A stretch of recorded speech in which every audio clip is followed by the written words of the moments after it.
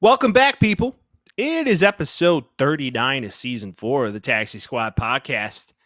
We've got a fair amount to get into today. Before we do that, if you're listening to this on YouTube, thank you for looking at our beautiful faces. Please follow it.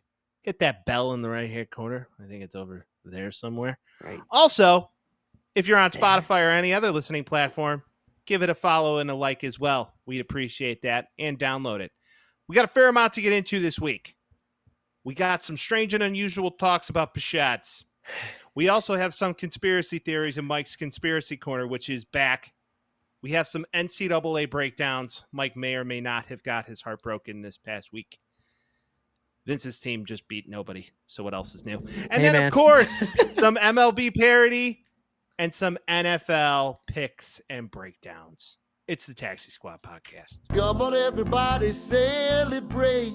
The Taxi Squad is here today. So lose the blues, kick back and relax for now. They talk about sports and stupid stuff. They're probably wrong and it might get rough. So welcome back. It's the Taxi Squad. Yeah. Vince, how you doing? I'm good, man. I don't know if you could tell, but I'm in a hoodie right now. Yeah. What happened to Summer? It's gone. We lost Really? her. I'm okay with it, personally. Really? I was getting, the hot, it lasts too long. The cold, it lasts too long. You're always just dreaming of something else. It's like when you date a lady and then there's another one and you're like, oh, I really wish I had a new lady. That's kind of what it feels like. You're pointing at yourself. I wonder why. Because this is why you move to a climate where it just stays nice. Yeah, but then it's always nice, You have no that's fucking nice. grit. You're not tough anymore. You're softer than caramel. Bro, listen. Oh, I'm gonna go to the pool. Oh, I'm gonna go for a nice brisk walk with Fuck my that. wife. You turn into a puss. Seasonal depression Makes you rain, stronger. snow and smog. It makes you And now stronger. you're tough.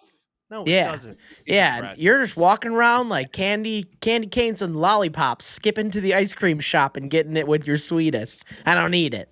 I've been here a year, and I will say this much: no regrets. It's my credo. No regrets. Like the Bears drafting all these quarterbacks. No regrets. Yeah. Hey, one of them's gonna hit, right? One But of yeah, them's no. bound to hit. You throw enough shit at the wall. So what is the temperature in Chicago now, Vince? What is it? I How we think it is looking? 65 and rainy today. Oh, so like a nap type of a day? Oh, almost? you can almost see like I got 8 You hours getting a last night. You could getting a little see droopy? the bags under my eyes because I'm naturally tired just given the weather today. Well, you got to supplement some vitamin D. I do. I Right. got D, I got 'Cause- B's, I got C's, brother. But everybody else needs True. to. He's got all the vitamins of the alphabet. I'm a health boy now. You know this. Yeah, Vinny's on his health kick trying to get a slimmer fotch. Oh, Aren't we yeah. Aren't we all? Yeah, dude, no regrets on the desert right now. Going through a smidge of a heat wave, but then it cools off, and then like one day you look up and every day's 70, and it's like, Yeah. yes. When it was 107, I actually wanted to die. Well, as you live here longer, you just kind of realize that, okay, air conditioning pools are your friends. Right. That's- Soft. No, Baby not at soft. all. Candy soft all. shit. I don't need that. A school think- of hard knocks. Midwest boy. I don't need this fucking think- fancy little pool shit. You're going to the pool in December. I don't need you. Get out of here. No, Miss see, me that's with the that. thing. You don't really go to the pool in December. You Yeah, might because catch a day in 85 the degrees too 70s. cold to go to the No. pool. No, it's rarely in the 80s in December, cuzzy. It's one of these things where you might catch a day in the 80s, maybe, but it's not really a thing. So the cool thing about the desert is if I want snow and that winter vibe, You can go get it green easily. trees, Yeah. I could just drive to it. I drove to Flagstaff last Friday. It was beautiful. Mountains and trees and redwoods, 20-degree difference in temperature. It was 72 up there. Here is 92. What are you doing? Where are you going? Chicago, At night, it felt baby. good. At night, it felt good to get a little brisk. Like, Yeah, but you 50. don't get the dreary 65 and rainy, Mike. And that's why do you want that? Nobody wants that. It makes you a better weather-wise. person. It makes you a better No, person. it makes you sad. It makes you tired. It makes you want to eat pasta and savory food. Not Makes you me. a little... No? Chicken thighs, spinach, little tomato action. I pickled some onions, and then I put it on a keto-friendly tortilla wrap. Wow. You get the egg ones? The egg ones are the best. No, I had them for a bit, but then I was eating too many of them, so I was like, okay, I'm just going to go to the... You can never eat too keto-friendly. much eggs, Vince. Those are more processed than Hey, anything. we were talking farts before we started this conversation today. Let's talk farts with eggs. Come on now. Oh, dude. Farting is very... Can we... let's discuss the topic of Yeah, farting. let's talk farts. Farting is a very healthy process. Yeah, I agree. Right? Yeah, That's your body getting rid of the gases, and better out than in, right? you're right. Don't do it in a... Hey, have you ever been in like a large-scale work meeting? Let's say you're at a conference, you're sitting there, your stomach starts bubbling up. Yeah. You're sitting next to the lady that, works in New Hampshire, and you're sitting there and you're like, oh, Jesus, That's when you do the polite, I'm going to go stand in the back of the room while this person's talking, and it's like an airplane. You cropped What us. is it about an airplane? Because nobody can hear you fart on an airplane. My asshole, wide open. Yeah, it's just... yeah. Like, my last flight I was on, like, legit, I walked out, the pilot looked at me, he said, just, here's the airplane, it's yours. You violated it enough. Here's the airplane, and here's some wet wipes, because you obviously didn't only fart on that flight today. Flying around with the fucking doors open. Yeah, Just they're like we tried someone everything. Someone opened a window. This big old Italian man just farted me out of the seat. He got his own aisle, and it was weird. There's so much airflow. You can't smell it. You can't hear it. You're right. Yeah, right? Yeah, farting is cool. I agree. I think that was your point, right? That's all you got? Yeah. I Okay. fart. I do that. We all do. Sometimes women. worse than others.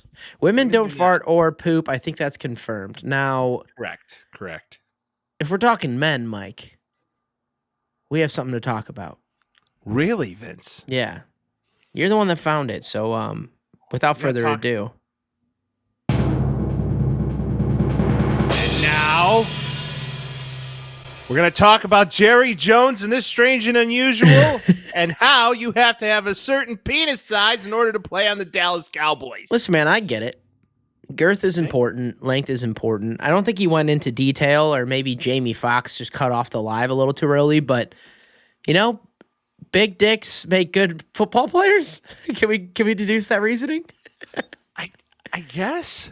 I don't know. It was very interesting to me, and I was like, immediately strange and unusual. Yeah. Can They you lay sit out what there- happened? Can you lay out what happened? So for the Jamie people home? Foxx is on his live on Instagram. What is it with Instagram lives lately?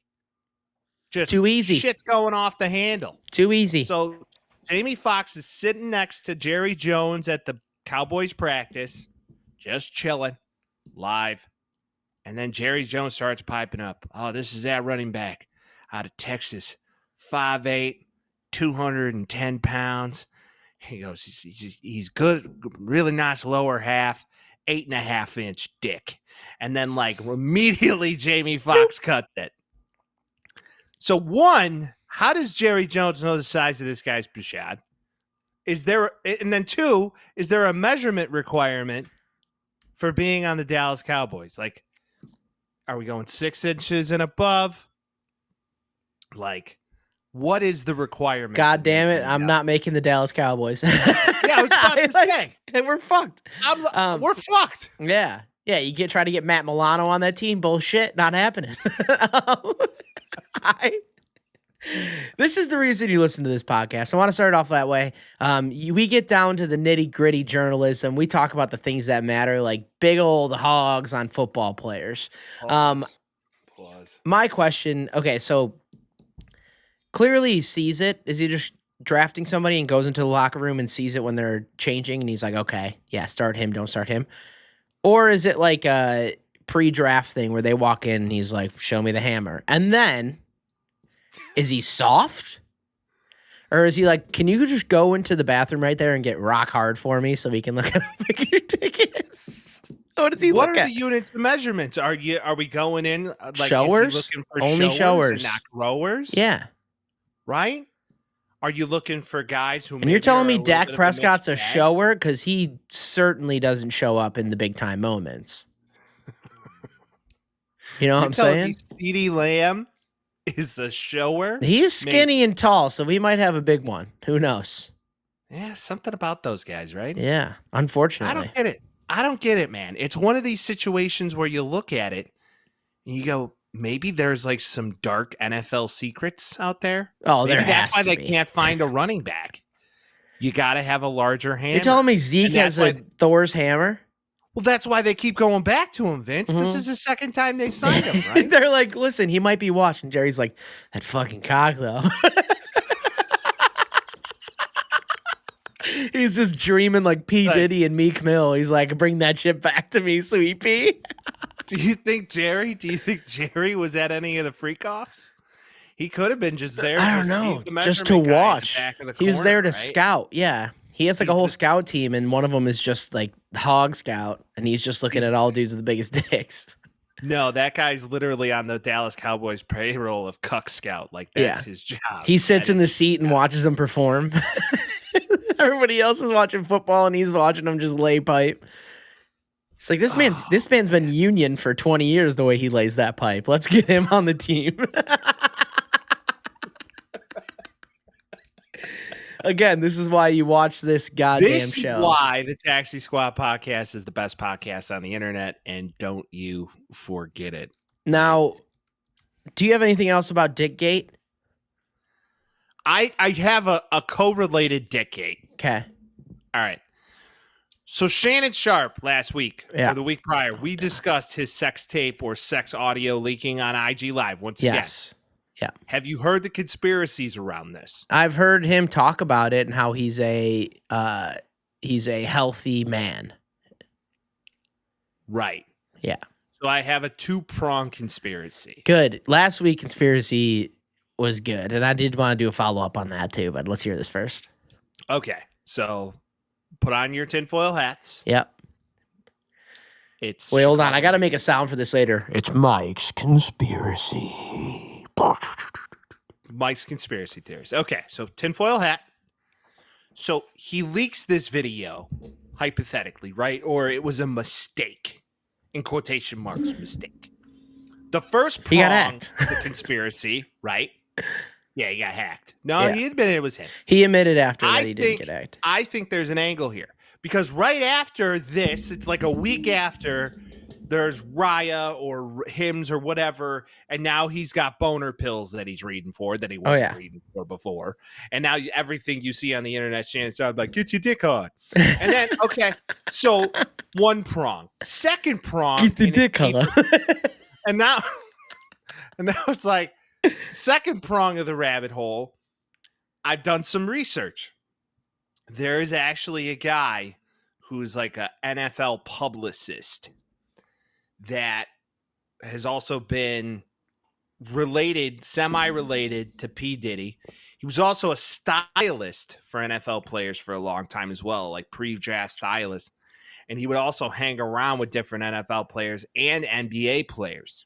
Okay. It is reasonable to believe that Shannon Sharpe and him are friends.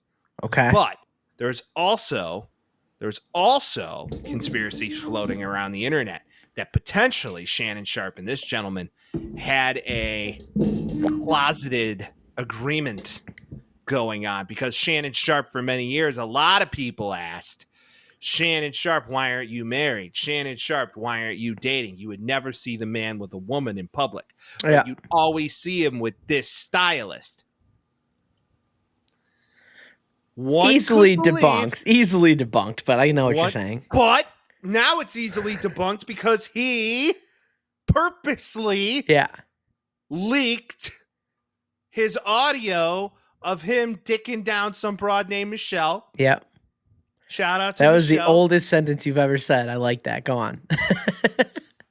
Dicking down And- some broad. Now he can, say, well, if that topic ever comes up again, he'd be like, well, you know my story. You remember So- Michelle. You know my story, Skip. Skip, I was banging on the internet, and I didn't do it on purpose. It I was didn't understand how 2024. the IG Live thing worked. And I liked Michelle's laugh. I just did it to get boner pill infomercials, and now nobody believes I'm gay. So it's perfect. It's perfect. Okay. I mean, I could see it. I mean, that was the thing. It was like, is Shannon Sharpe, he might be gay. And then all of a sudden that came out and it's like, no, he's not, you know? I mean, it's conspiracy, hence Mike's conspiracy gates, but it's reasonable to believe that this is fucking a thing. Yeah. So? I could see it. I buy into that much less than I do the Diddy one, but I buy into that a little bit. I'll give you that. Oh, you don't believe the Diddy one? No, I buy into that one way more than this one. Oh, okay. I think Shannon Sharpe was just dogging, because I get that side of it. I'm like, yeah, maybe he just wasn't like married. He's just dogging for a while and he's just doing his own thing. I understand dogging. Yeah. But when people have a thought process, he's got a homie. He's got a connected homie. He's like, he can meet other people. He styles people. You know, that's a good connection to have. Who knows? I understand. Or they're diddling each other, and that's fine because they were both adults and consenting individuals. Right. Like Dwight Howard. Right. Exactly. Unlike. Everybody forgot about that already. It's news cycle's quick, my friend. Every news cycle's quick, man. And then you see Dwight Howard out with his girlfriend. You're like, he ain't like that. He could be bi. Bi is a thing. It Sexually is a thing, curious. Vince. That's a thing, man. You don't get that out in Arizona. You get that in the big city over here. Now, the P. Diddler, dude, denied his bail. More stuff's coming out on this. I heard a disturbing clip of him and Meek Mill, the audio. Did you see that? Oh, that's been going around the internet for months. Never heard that until the other day. That made me sick to my stomach, fam. Yeah. Any updates on your conspiracy, or are you still headstrong on that? I got more after last week. Okay. So the plot even thickens. Okay. More on the whole Diddy thing. Call this shit a bechamel, baby, because the cream's thickening. It is. And Mike's Conspiracy Hour. Welcome back. So there's a lot of people thinking. Hold on. Okay. There's a lot of people now talking about how there's an element of Jay-Z being involved in this, and also Usher and Justin Bieber. Usher saw. The Jay-Z one, I'm like, they always kind of had a little bit of a beef, though. Do you think that could have something to do with this? Jay-Z and Beyonce were at those parties, and then there's a lot of people believing that Hype Williams, Jay-Z, and P. Diddy all corroborated to plan the murder of Aaliyah. Yeah. In order to have Beyonce. Which was a shame because Aaliyah was the fucking queen. Aaliyah was amazing. Aaliyah was amazing. It's a very sad thing to even think about, but there's that. There's also things, and I'm not even going to talk about the whole Justin Bieber thing because he seems like a good dude, but that's seemingly was taken advantage of, as was Usher. Yeah. I don't think there's a scenario where P. Diddy lives beyond 2024. He's gonna get Epsteined. We've seen this movie before. This is literally Black Epstein. We're watching Epstein happen again on the other side of the totem pole. P. Diddy probably deserves to die as how fucked up he is.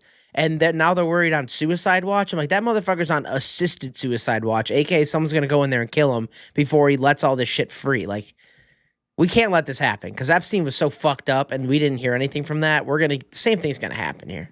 Yeah, the cameras aren't gonna work that night, and something's gonna happen, and they're gonna find him choked to death in his cell, and they're gonna be like, "Oh, he hung himself." You ever watch The Wire? Yeah.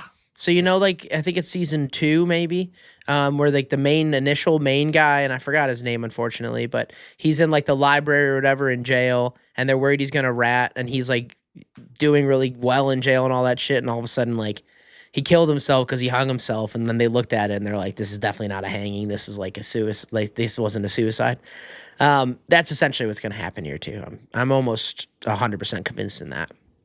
There's too much at risk of the people involved who are major players. I need to know the web, man. You gotta see the web. Like, you gotta dismantle this shit from where it starts. You look at Clyde Davis, he's in there somewhere. Jay-Z's in there somewhere. There's a lot of really powerful people. You know Orlando Brown from That's So Raven? He was a rapper and all that. He went kind of nutso. Yeah. Not looking so nutso anymore. Mm-hmm. Nor because is there was Cat Williams.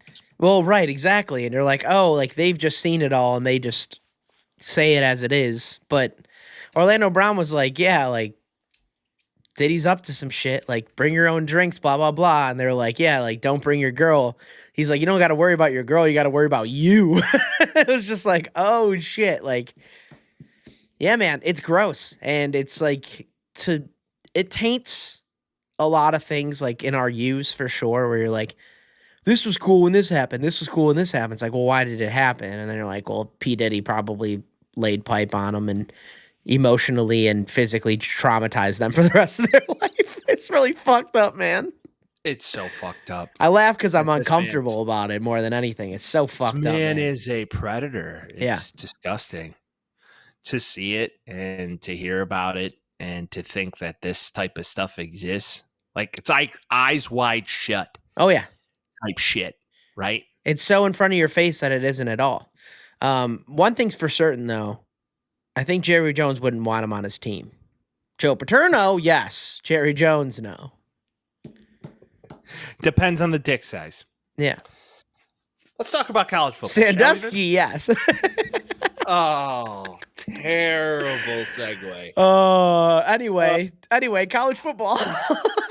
Oh man! See that Penn State game this week.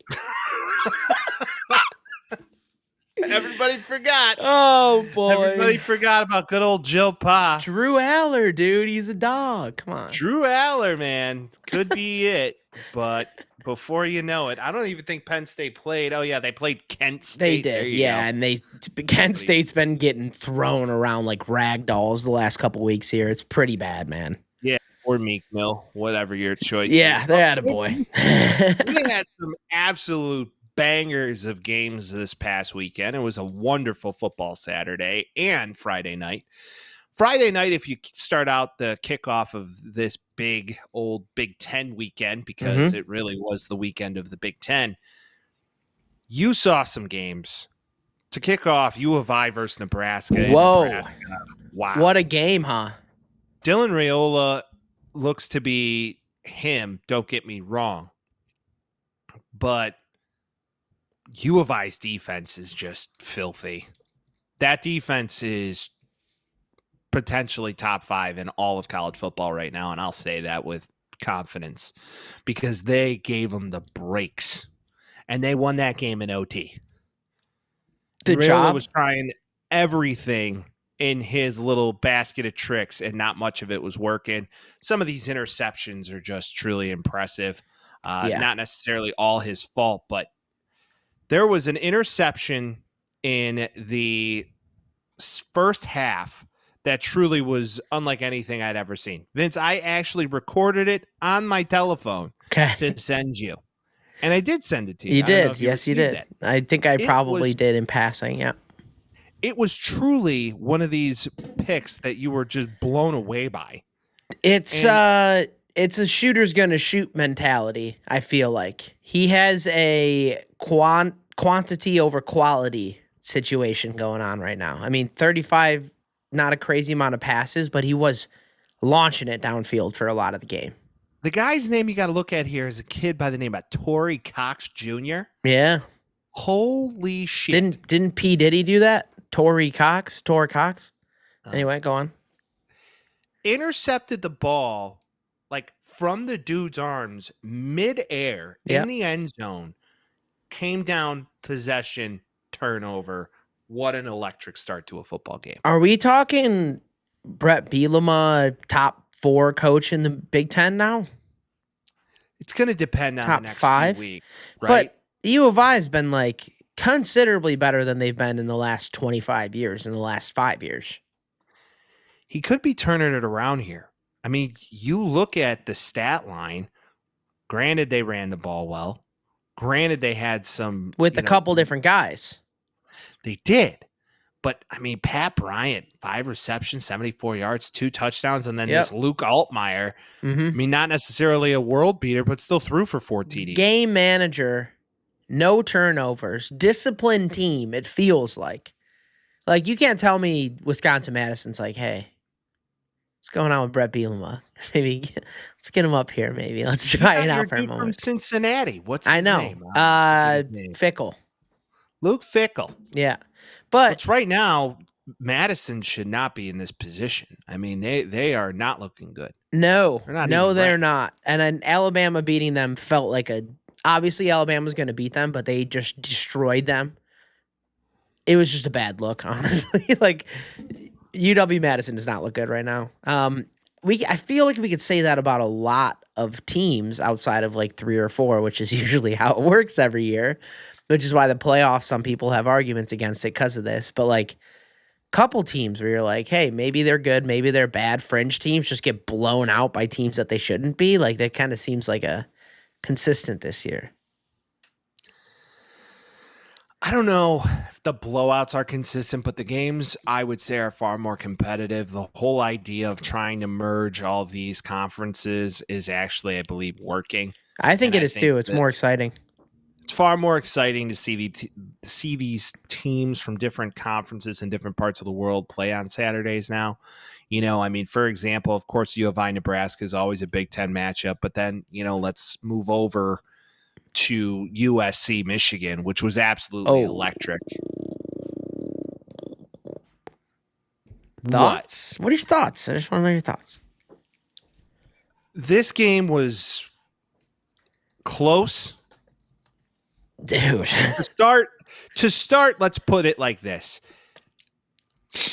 USC comes back being down 2 touchdowns after the half, and they come back to go up 24-20.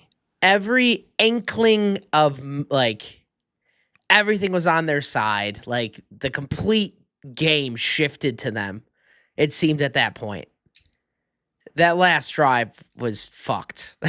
Like I called you right after it. It was fucked. I'm like, why? What's going on? Of course, Vince needs to ensure he I calls wasn't me right doing after that. my team I wanted loses to a check in on my fucking boy. Nail biter. I wanted to check in on my boy. A ranked opponent, unlike his Golden Domers. See, you always do this. You're like, you're against an afraid. FBS You're opponent. afraid to face the music, so you immediately push it onto me. No. Okay, Mike, your team lost to Michigan. You guys are pretty evenly ranked. You only lost by 3. Like, yeah, they couldn't tackle at the end, but it's okay. I just want to check in on you, and now you're just throwing shots. I don't need the shots. Just take the loss, look at it, and then just move on. Taking it on the chin, Vince. You know, you gotta. Here's what I will say about this game. I think Lincoln Riley has a defense finally. They hung in there.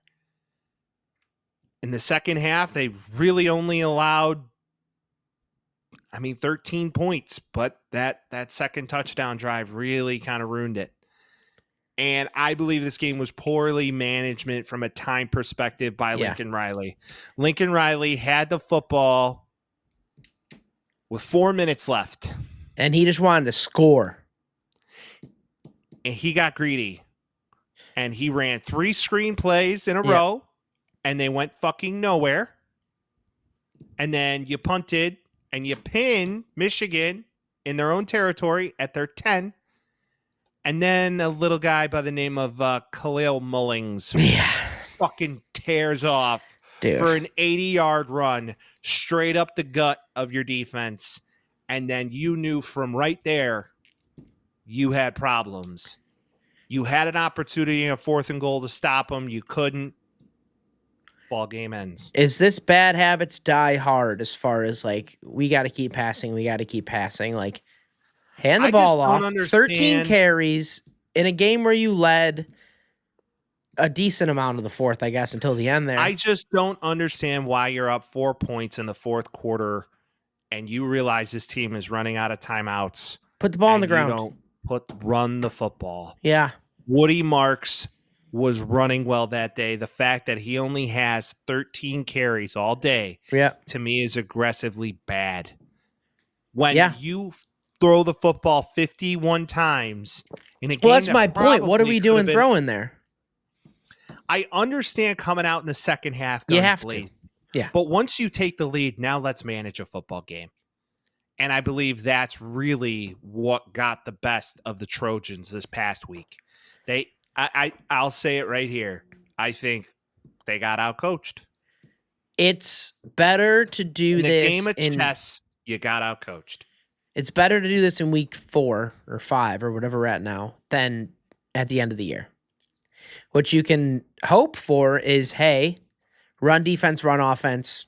We need to improve that going into the end of the game. So the positive spin on this is it happened now against a team that was pretty good. I don't know if Michigan's good. I don't think they're good. But like, as far as ranking purposes go, where like you can at least look at it and be like, all right, in the future now, either he needs to manage the clock better or get somebody that kind of has a better idea of like opportunities and putting the ball on the ground when need be. Because that was a literal scenario. And I know college doesn't have clock runoff and all that shit that it should because of fuck Ohio State last year. I still hate them because of that.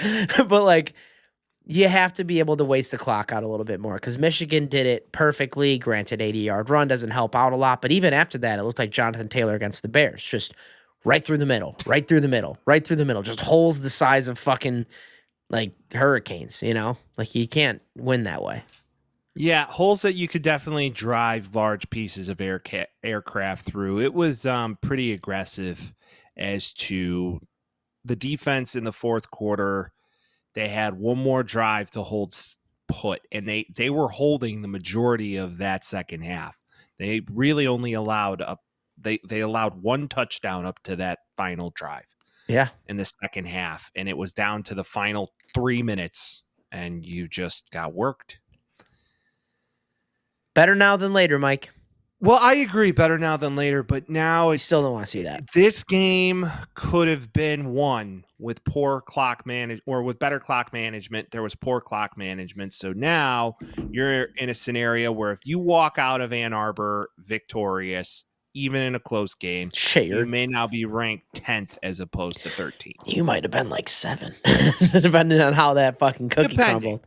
Yeah. But I mean, hey, Vince, let's talk about top 5? Top 5 team here? Or do you want to talk about my boys? We can talk about my Notre boys. Dame beating Miami of Ohio. Yeah.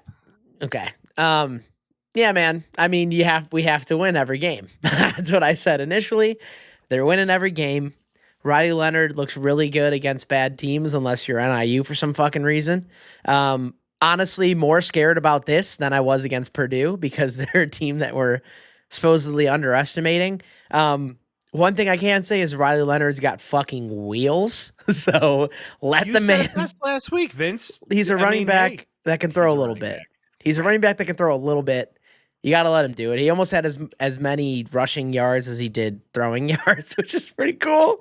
But 12 carries, 143, and 2 touchdowns. That's a great day for a running back. So I'll take it. What I wish I could bet player props for college in this state, but you can't because Riley Leonard, I would literally take the over on his rushing yards every single game. Well, I like that they're playing into his strengths. Do I like having a running quarterback going into harder games? Fucking no, because they're going to just spy him to shit. But again, you're playing Miami, Ohio. Beat Miami, Ohio. You have to do it. And they did. They beat him handedly. They scored 2 touchdowns in the second, touchdown in the third, touchdown in the fourth. One beautiful throw for what it's worth. As much as I hate on his throwing, I told my brother, I'm like, he's a running back. He can't throw the ball. And then like clockwork, beautiful like 45-yard toss right into the end zone. And I'm like, okay, I'll take that every time. I'll talk shit about his throwing and have him do that every time. But yeah, they're winning the games that they have to. 16th in the nation. Keep moving. I can't believe they're ranked 16th. I think that's Notre Dame bias, baby. But can't apologize for the bias, man. It is what it is. Okay. I can't wait for end of November. That's going to be fun. Okay. You have Penn State coming. I want to talk Penn about State. Yeah. What are your thoughts on that? Quickly. I think they're going to play them really well. I think Notre Dame's going to get up for a team that is more difficult. I think that loss specifically at NIU was dealt with we're going to underestimate them and they're going to come in and hit us in the mouth as they did. I think they're going to play Penn State well. Drew Aller, everybody likes him a lot. I think our defense is pretty good, so hopefully we can stop them a little bit. But again, play the game that your team is good at. Hopefully Riley Leonard can get some yards and open the offense up. That's the biggest thing you got to worry about. Do I think they're going to beat Penn State? Probably not, but I'm not saying it's impossible. Okay. I think that's a reasonable way to look at it. I think they're playing Penn State at home, and I think that's going to be a gauntlet, and people are going to be showing up. It's going to be really loud, and Yep. I mean, We're trying to make Happy Valley Sad Valley, baby. Let's face it. Let's face it. They played a really tough game in Texas, and I think it's going to be a similar environment. So they've seen it already this year, and Texas maybe with Marcus Freeman. I'm talking Texas A&M. I know, but Texas is so maybe good. Marcus Freeman answers the bell again with a very must win in a almost conference game. I know you're hoping for that. We'll see. For you, I am. Now, let's talk about your favorite orange team, Vince. I want to talk to you about Nico. Do you believe in Nico now? It's not that I never believed in him. Well, you were just like, we'll see. We'll see. I think he's You know so who good. I don't believe in? Michael Hawkins Jr. No, Jackson Arnold. I know. I think a lot of people in OU are going to start running him out of town. Yeah, he's giving me don't Spencer deserve- Rattler vibes. He's giving me Civil War general vibes with that fucking name. I don't get it at all. Don't like it. I think he's too young because he's a sophomore, or a redshirt freshman for that matter. No, they pulled him quick. They pulled him quick. They were like, we're done. We're done here. Well, he was missing wide open throws, threw a really bad pick. Yeah. Tennessee's defense is Josh Heupel. Bro, What the hell he's doing? I'm telling you, if Nico's really good, the build out of this team is pretty good. I mean, granted, they're 5. This isn't fucking rocket science. Like, they're a good team. They might scare some people, especially if he can kind of kick it into gear. 'Cause the thing with him, too, is like, and I would say his last name, but I fucking don't know how to. Nico Imaliava. Imaliava? It's like There we go. saying, it's like saying Imaliava. Imaliava. Good. Imaliava. It's like, he's like DJ, but he can throw the ball properly. It's kind of how I look at it. You know what he looks he's like? a big fucking dude, man. You know what, Nico? That word. Yamaliava.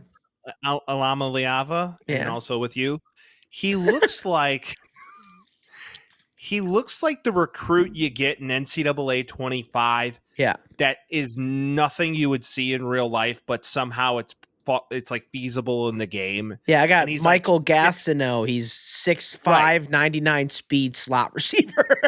Right.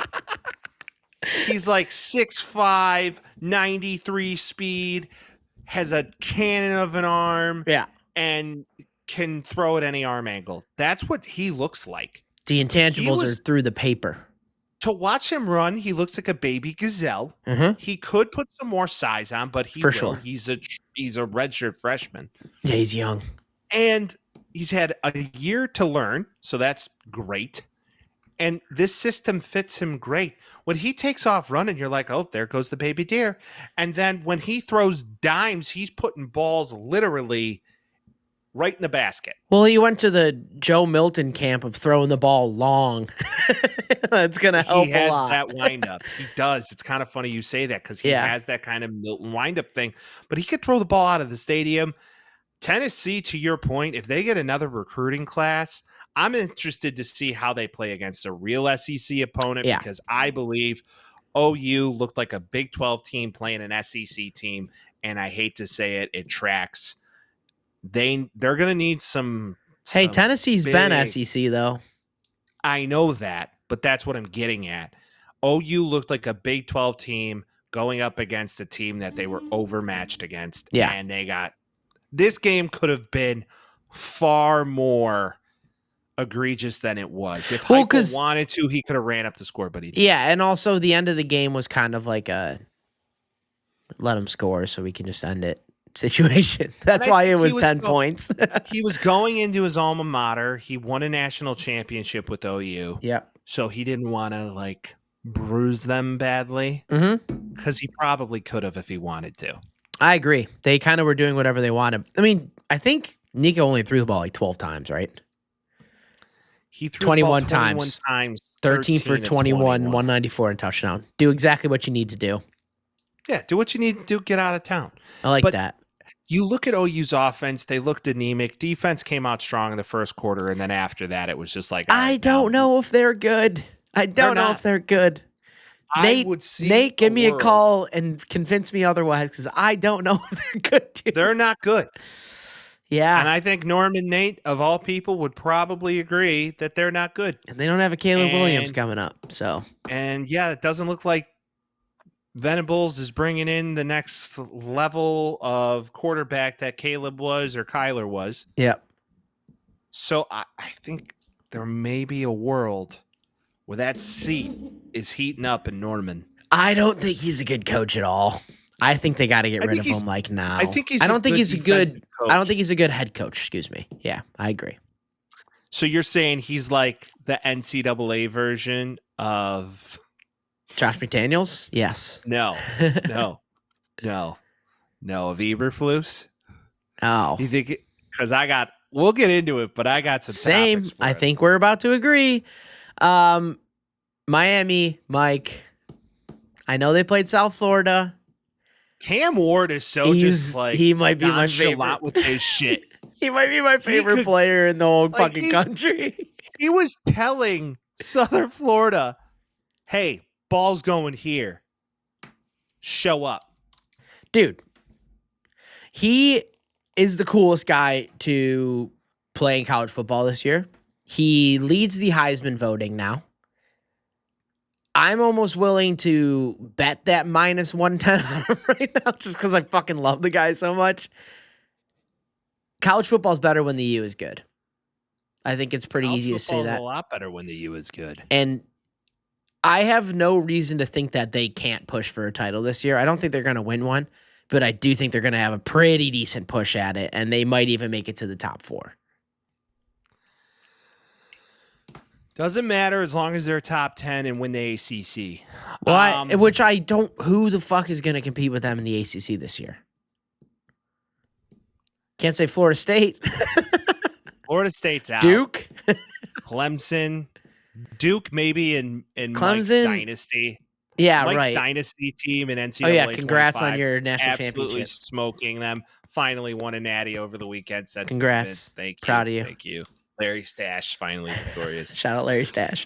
Shout out Larry Stash. You know a guy we need to talk about though. Of course, Cam Ward is a dog, and he was Mhm. a dog at Washington State. You look at this team they played though.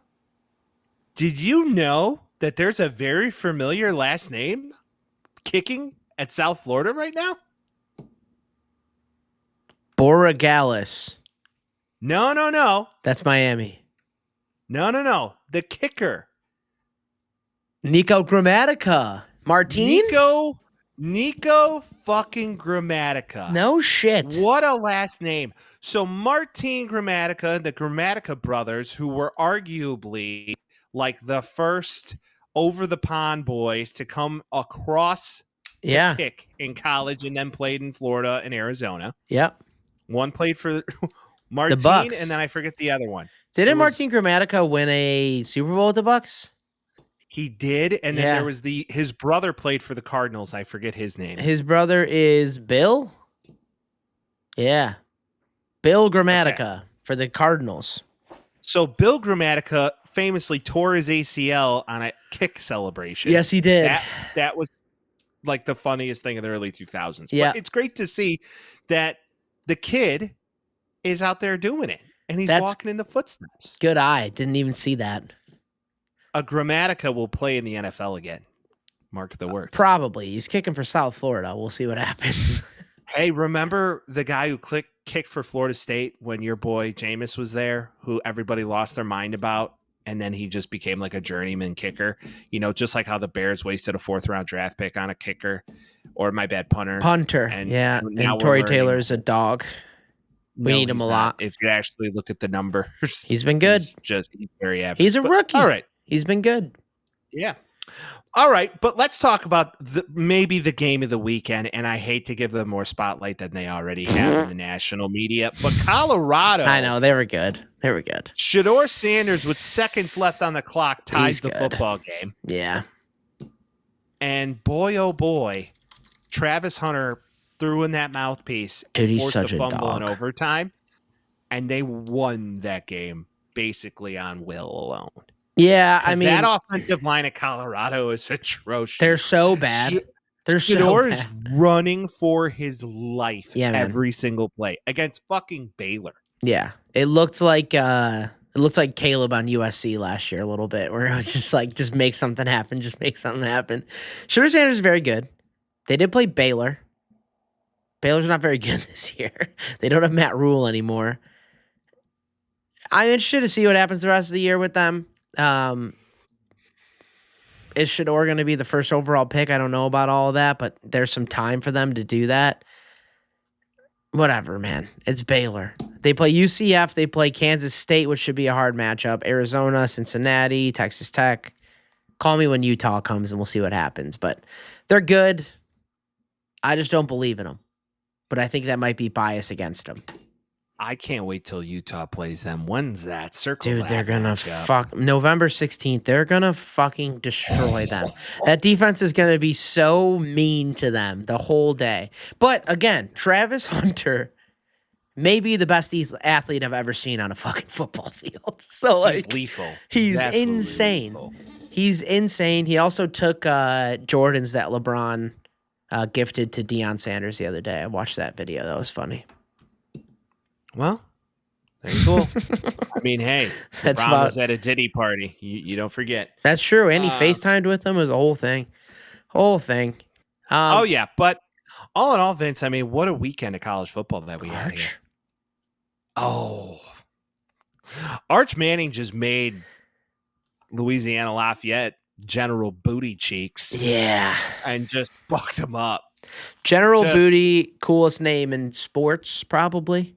The quarterback for Louisiana Monroe. Arch Manning, again, number 1 ranked team in the nation. Arch Manning doing cleanup gigs right now until Quinn Ewers gets healthy again. Looks pretty fucking good. Looks pretty as advertised, Arch Manning. He looks legit, man. There's no doubt about it that he looks legit. He looks to be him. And now 2 interceptions, throwing the ball around. Yeah. Yeah, they were fucking young around. Guy. They beat him 51-3. I mean, what are you going to do? Hypothetically, Quinn Ewers isn't back by Red River. Yeah. And Arch goes out and blows out Oklahoma. Dude, they're going to. Oklahoma's not good. Okay, they blow out Oklahoma. You could put Colt McCoy there in 20 years and it'd still work out. Quinn Ewers comes back for Georgia on October 19th. He throws 2 picks in the first quarter. Okay, what an insane hypothetical. What do you do? So Quinn Ewers' injury lasts longer, and then he comes back and he looks really bad for 2 quarters. What do you do? Put in Arch Manning then, because obviously they haven't readjusted to him. But that's not going to happen because Quinn Ewers is a better quarterback at this juncture. He's got 3 more weeks, Vince. I know, but he's also a senior that's played with the team. He is better. I'm not going to say in totality when Arch Manning's done with his career at Texas, it could be different. But Quinn Ewers is really fucking good at quarterback, Mike. You look at this schedule for Texas, really the only games left on their schedule that could potentially get you a little hot and bothered is Oklahoma and Georgia. And that's it. Yeah. That's I mean, it. hey, Vandy's not the Vandy of old, but no one's freaking out about that. Fucking Florida. Can we? You worried about Kentucky? I mean, come on. You can because that's the classic letdown spot. Always. But always like one. Hey, Georgia almost lost to him. They did. It was a point. When's the last time we had a 1-2 matchup mid-season? Well, Bama and Georgia have played mid-season before. I guess, They're playing this week. This has happened before. I like that though. LSU, Bama when Joey B was not doing his thing. I remember right? that. I mean, that was that Jalen Hurts that year? Yeah, I think you're right. It was either Jalen or Tua. Yeah.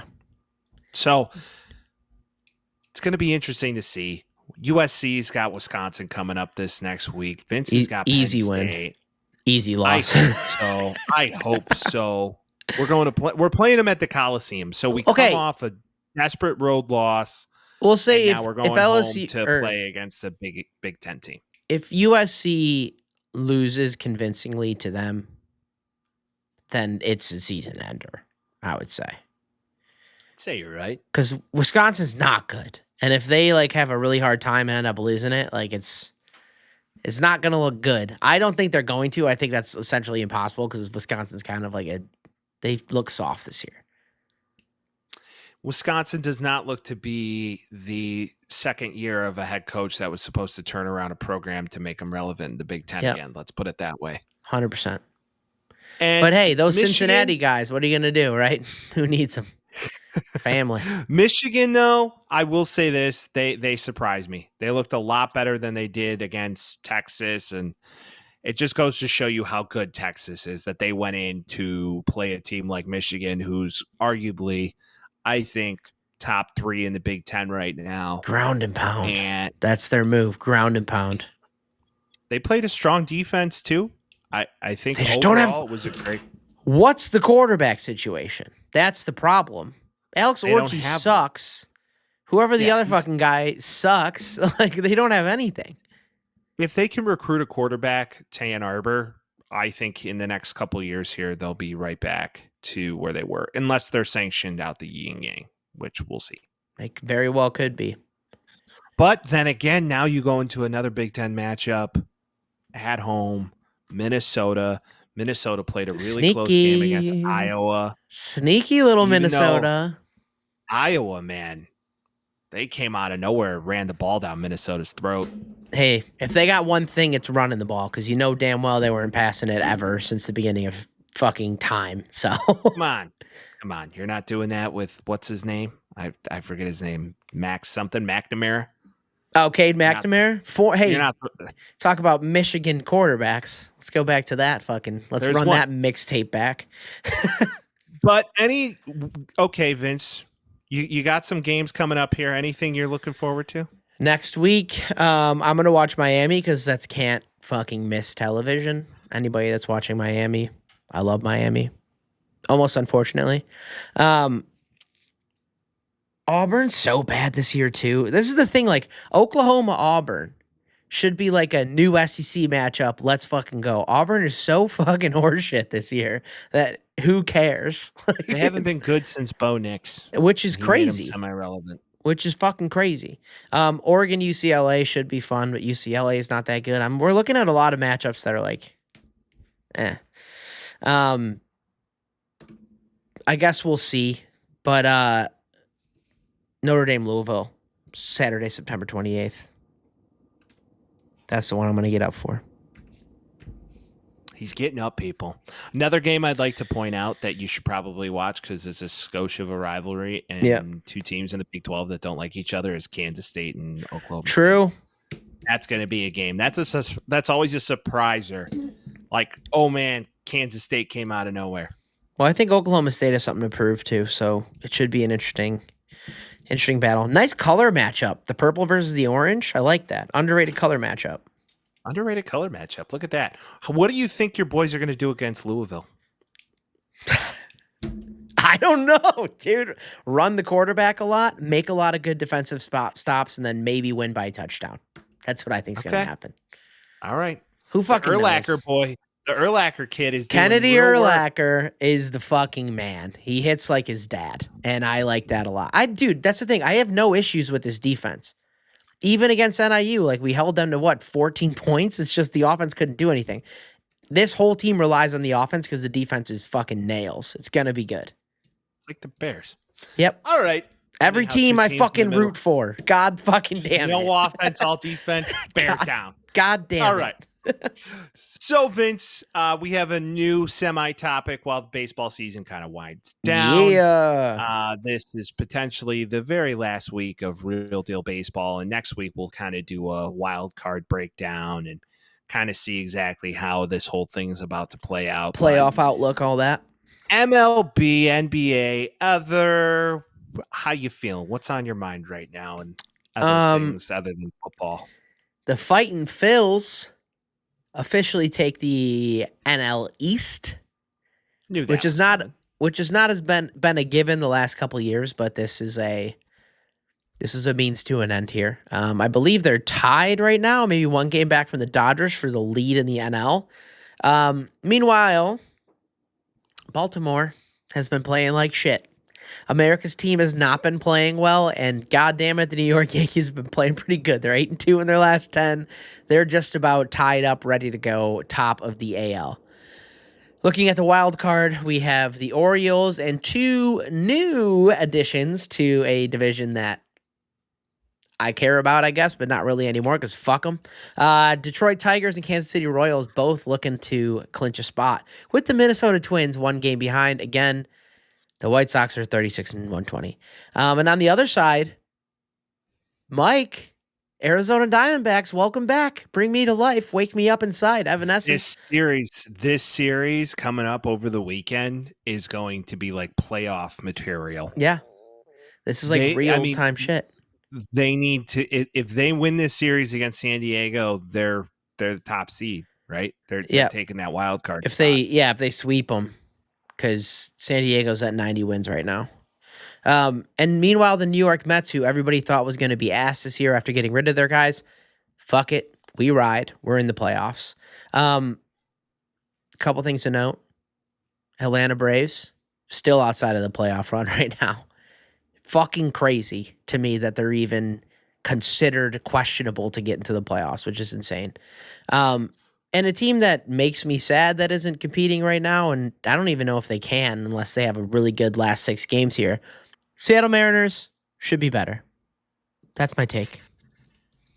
Vince, yeah, they should be better, but they've only won 81 games. One could say Boston should be better as well, but if you're not competing at this level, I agree. I mean, when you look at their division, fuck the Astros, dude. I'm so sick of them. They're only good. It's the difference between a well-run organization and a poorly run organization. Because you look at this fucking team, like Victor Robles has played better than they thought they were going to. You got Julio Rodriguez, Randy Arozarena, proven winner, Justin Turner, proven winner.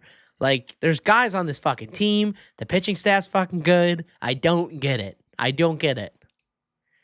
Make it make sense.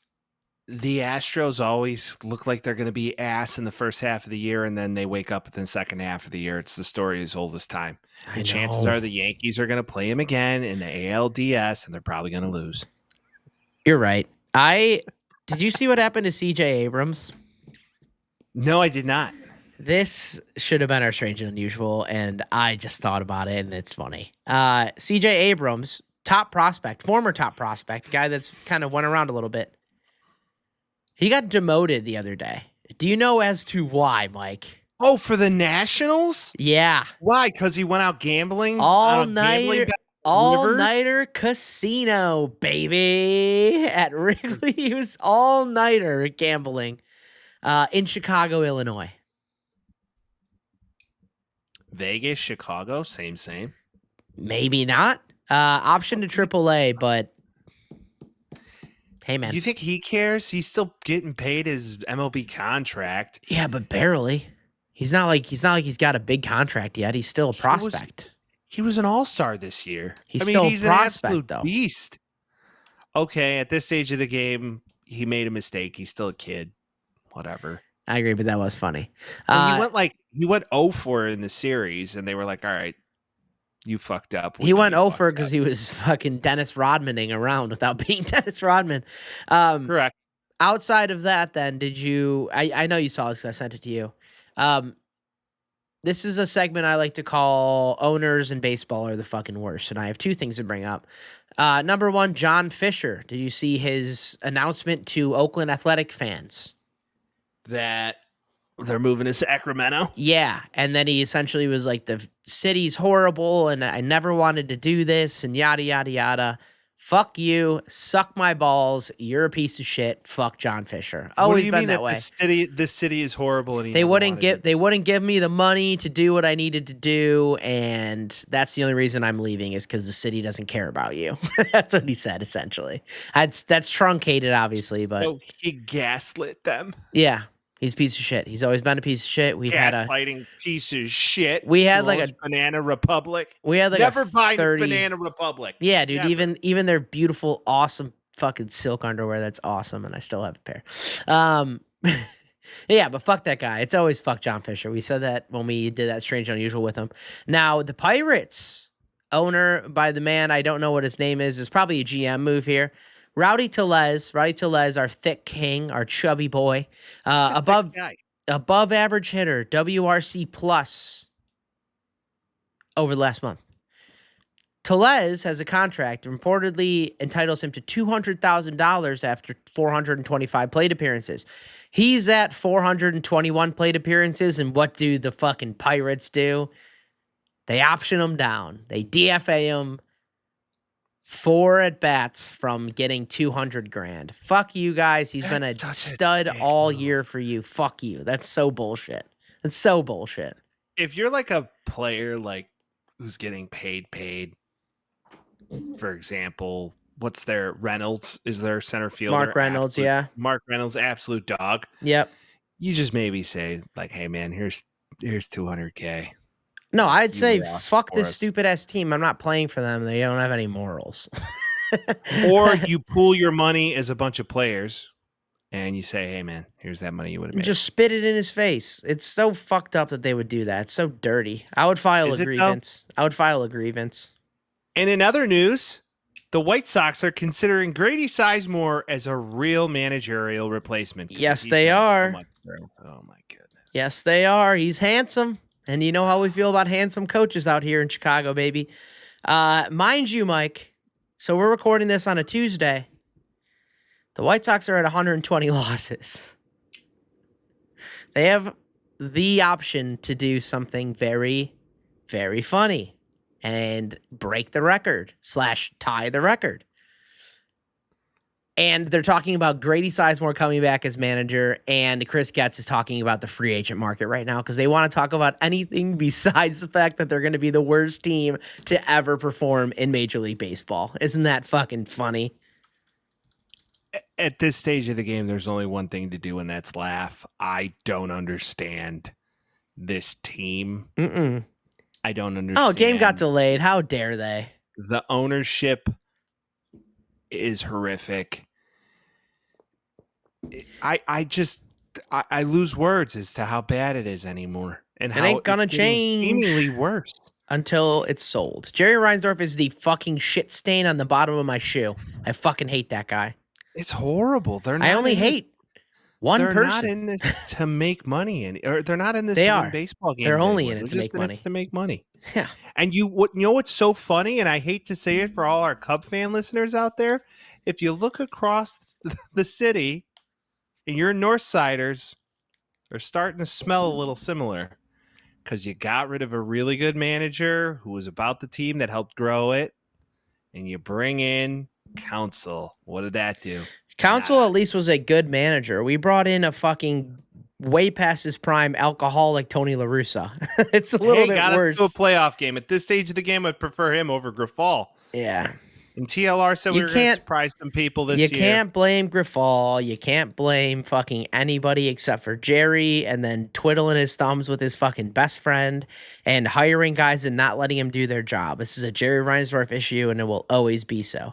Same reason that we hired Jim Boylan. Same reason that the fucking Bulls can't do anything. Jerry Reinsdorf is literally a piece of shit. Human garbage, piece of shit, asshole. Jerry Reinsdorf.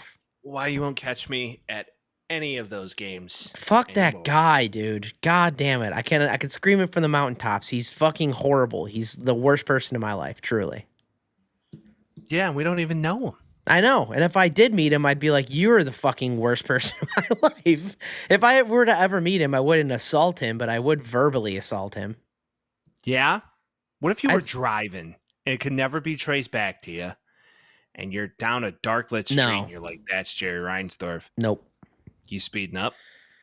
Well, no, I would just throw a you banana need- on. I'd throw a banana on the ground, and I'd be like, "I dare you to trip, pussy," and then drive Oh, away. so you're going full Mario Kart style. Okay. Yeah. Well, I just I want like the him. way you I think. want him to do a whoopsie daisy. I'm not a murderer. I don't have that in me. Okay. All right. You so could we're put- hoping for a whoopsie daisy, Yeah. broken hip, you dies in can the put hospital. you could put like a fucking terrorist, or you could put like Hitler in front of me, and I don't have the balls to do it. Unfortunately, I just can't do it. Of course, Yeah. course we don't. We're I'm- civilized humans. I'm too much of a silly little goose to be murdering people. All right. On that note, let's talk about the NFL, shall we? Yeah. It was a very fun week of Week 3 action. Yeah, man. A lot of great games that went down to the wire. Weird We games make too, our man. Picks. Yeah, very weird games that kind of could have gone either way. Some people won that you never would have guessed. Some people were out there absolutely destroying teams that you were like, huh, wow, didn't think that would happen. And then also just some comeback wins that were great, and also some teams that probably left too much on the field. But either way, Yeah. we picked them. Vince, how'd we do? What were our records? We'll go through the games. This Well- is how usually this segment works. For another week, Mike, we suck ass at picking games. We are so Every week is not fucking equated. bad. So bad. How'd we do? You went 6-10. I went 7-9. Ooh. It's a joke. It's a joke. Yeah, I got one game on you, but I'm not even proud of it. The middle slate really ate us alive. Really, when Sunday came, all the stuff that, and this is kind of a week 3 thing too, where it's like all the things you make a bunch of assumptions about how the first 2 weeks go. This offense is good. This defense is bad. And then it all starts kind of rounding out. And like obviously 6-7 weeks down the line, it's a different NFL than it started with. But Jesus Christ, this one really threw me off. The first game didn't throw us off. We thought that was Man, pretty easy. The Jets, hey, Aaron's back. Dude, Aaron- back, and he looked good. Aaron Rodgers looks more agile and ready to go than he did the last 2 years he was in Green Bay, let alone him being in New York. Like, he was fucking moving. He's 40 years old. Take a year off. You're playing a shitty team. You get your legs Achilles, back underneath you. Literally. Yeah. You had 2 games to kind of get warm, and this was the game. He was like, all right, time to fuck shit Yeah, up. but I mean, And he did. it's not soup to nuts. Like, you're playing Christian Gonzalez. You're playing a decent Patriots defense. Their biggest worry is their offense right now. But, like, Well, how'd that go for him? Because they couldn't score more than a field goal. So, yeah, man, I have Ramondre Stevenson in my fantasy lineup, and I'm pretty mad about it I'm overall. sorry to hear that. He was really good the first 2 weeks, and then it just suddenly hit the fan. Yeah, the Patriots are really fucking horrible. And They're now that the Panthers got a win under their belt, there's a possibility the Patriots are the worst team in the league too. If the Red Rifle keeps going the way he's going. Double-headed monster in the backfield. New York Jets have a tight end. New York Jets have a number 1 wide receiver. There is no reason to believe that they won't be competing for the top of the AFC Baseball. East. Yeah, I know. AFC East by the end of the year here. They may win it. Defense is fucking scary too. That defensive line's scary. lights Out is if they start to maybe bring in a piece, maybe Devontae Adams. I don't know if anybody saw on his Twitter last night that he showed a picture of him waving. I don't know if you want to read through the tea leaves. Yeah. On that. I don't know if the Jets want to give up more draft picks than they already have, but one could. Well, kind it's of not look like at the that team and that he's say- on lost to the historically the worst team in the last 5 years.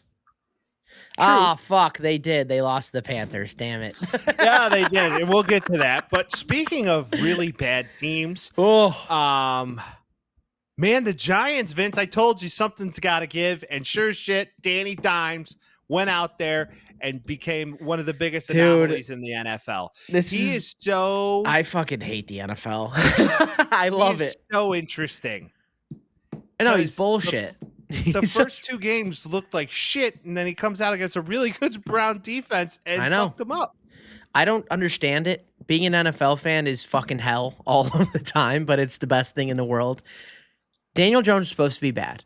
Daniel Jones goes 24 for 34, 236, and 2 TDs. He's moving the ball. He's running around. He's finding Malik Neighbors, who looks to be a guy. Nails. On the other side of the ball, Sean Watson. Go let that boy get his massages, man. Go let him get it. He needs something to break up the monotony. What do you do if you're Cleveland? I mean, I know what you do, but what do you do? You go to the nearest massage parlor. Yeah. You find him who he likes. You pick like handpicked. You pay a publicist to keep it way under the radar. And yeah, I think it's beyond that. I think a rub and tug aren't going to be able to bring him back to being either that or you fly him out to a brothel in Las Vegas once a week so he can get his little fix, and then you fly him back. Because in theory, not in theory, technically, prostitution is legal in the state of Nevada. It is. So there you go. Now I think he's worse. I think he's worse than a once a week. Oh, so you think he needs them like multiple times? No, I think he's completely fucked. I think he's used goods. I think his confidence is in the shitter, and I think that I don't really care that his confidence is in the shitter. I think he's a shithead. So, I don't think he's a good football player anymore. I think he's lost it. I think it's gone. I think he's ashamed, to be fair. I think he was the talk of the town in Houston, giving back to the community. He was the talk of the town in Clemson. He was the fucking man. Right. Beautiful theory and history of who he is and who he is to the community. And then, boom, R. Kelly. Yeah. Or Diddy. And he's not Diddy. He's not that bad. No, but... Boom, Shannon Sharpe. Yeah. No, my bad. Shannon Sharpe. No, he's not that bad He's not that bad either. Holy shit. But he's somewhere in between, right? He is. So you look at it, I think they really missed on this one. You should have tried to go after A-Rod or somebody. And again, a lot of teams were in on the Deshaun Watson fucking sweepstakes. It wasn't just the Browns. Bears were too. A lot of teams avoided this situation, just like the Russell Wilson situation. So when you look at the Browns, you're like, how could they fucking do it? There's a 50% chance that your team was trying to do the same fucking thing. He's not good, though.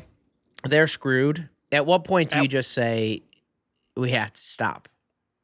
At what point is it Jameis season, Vince? At what point do you start eating W's? That's at what point what I'm do you looking start for. Really corny warm-up speeches. At what point do you start almost stealing crab legs? Do you want to know my answer to that? What? Right fucking now, baby. Put him in. Do it. Vince wants it so bad. I love Jameis Winston. I mean, it couldn't be worse. He's going to stretch the ball down the field. For better or for worse, he's going to throw it down there and give somebody a fucking chance. Amari Cooper, he's gonna 30 years old, Amari Cooper. It's time. 30 years old? I thought he could have been 37. Fucking I know. I'm always surprised by his age. Yeah, and he's a dog. They could really use Nick Chubb. They could definitely use Nick Chubb right now.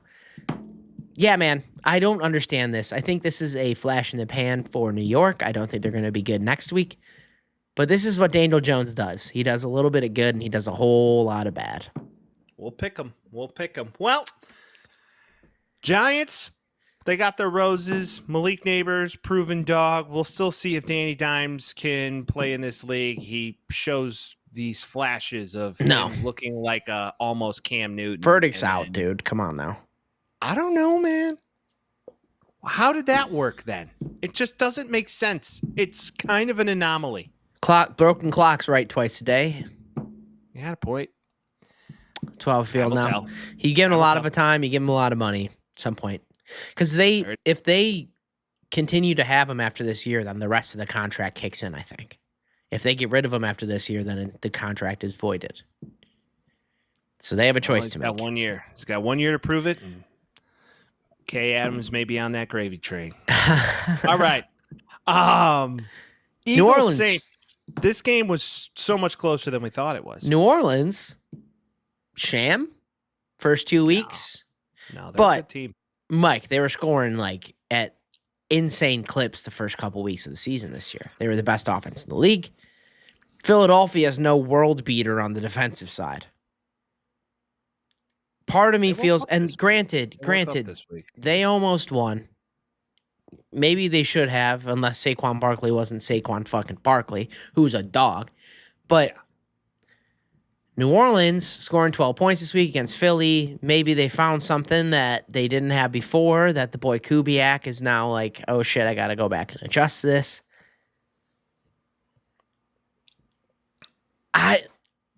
The Eagles are fucking good enough. Jalen Hurts is good enough. That's how I feel. They needed to win this game. So bad. No It was an doubt. emotional dub. After, okay, The Falcons, Kirk, yeah. home loss, pretty rough. Kirk came back, woke up, looked like the Kirk Cousins of old. But, Derek Carr can't be throwing a pick, especially in a game like this. I mean, Yeah. Jalen Hurts really didn't do too much to this game other than hand the ball off. Yeah. He didn't make It was that a- many bad decisions, though. Sometimes He made one, these- obviously, but yeah. sometimes, man, these games come down to one possession, and that's the NFL for you. I mean, the efficiency, if you look at their numbers across the board, the Eagles ran 10 more plays than they did, but efficiency-wise, it looked almost the same. Well, no one fucking scored for the first 3 quarters of the goddamn game. Right. It was just a defensive punch in the Over mouth and type of over football again. game. Dink, you like dunk, to see dink, those dunk. games. Yeah. In my opinion, it was a refreshing game to watch from the standpoint that it wasn't just score. Saquon Barkley's really good at football. There's a reason he got paid the money he did. This move may be what they need to not disappoint everybody this year. You know what I'm saying? This move, They're not going to win his fucking Super Bowl, but I think they can make the playoffs on Saquon Barkley's back. This team is solely based if, Sirianni keeps his job. Dude, I don't think Philadelphia believes in that man anymore. They still don't like him even after that. If they win the East, everybody will believe in him again. Well, Saquon stays healthy. You'd AJ like to see Brown them comes win the back. East, but the best quarterback to ever be birthed is playing in Washington now. Oh God! Don't even. All start right, with next that. game. Let's talk about Sam Darnold. Holy Renaissance year. Sam Darnold, been calling it. I've been saying it. Hey, he's going to play for a guy he knows, Yep. system fits his ability. And look at this. The Vikings are undefeated and just potentially a top 5 team in the NFL today. They were Brian being Flores- mean. They were being mean. Brian Flores read the stats and said, wow, CJ Stroud's really good against the blitz. Yeah. I'm still dialing up that shit anyways. And goddamn it worked. Man, they got after the Texans and made them look like a bottom of the barrel franchise. Sam Darnold, on the other hand, just out there at an aggressive clip, throwing dots. This looking is like a the first pick overall in the draft. This is a probably overrated team against a probably underrated team. The Texans coming in, everybody's like, they're the best thing since sliced bread. CJ Stroud, after year 1, he was so good. Bring him in. Vikings don't have a fucking quarterback. JJ goes down. Sam Darnold's not it.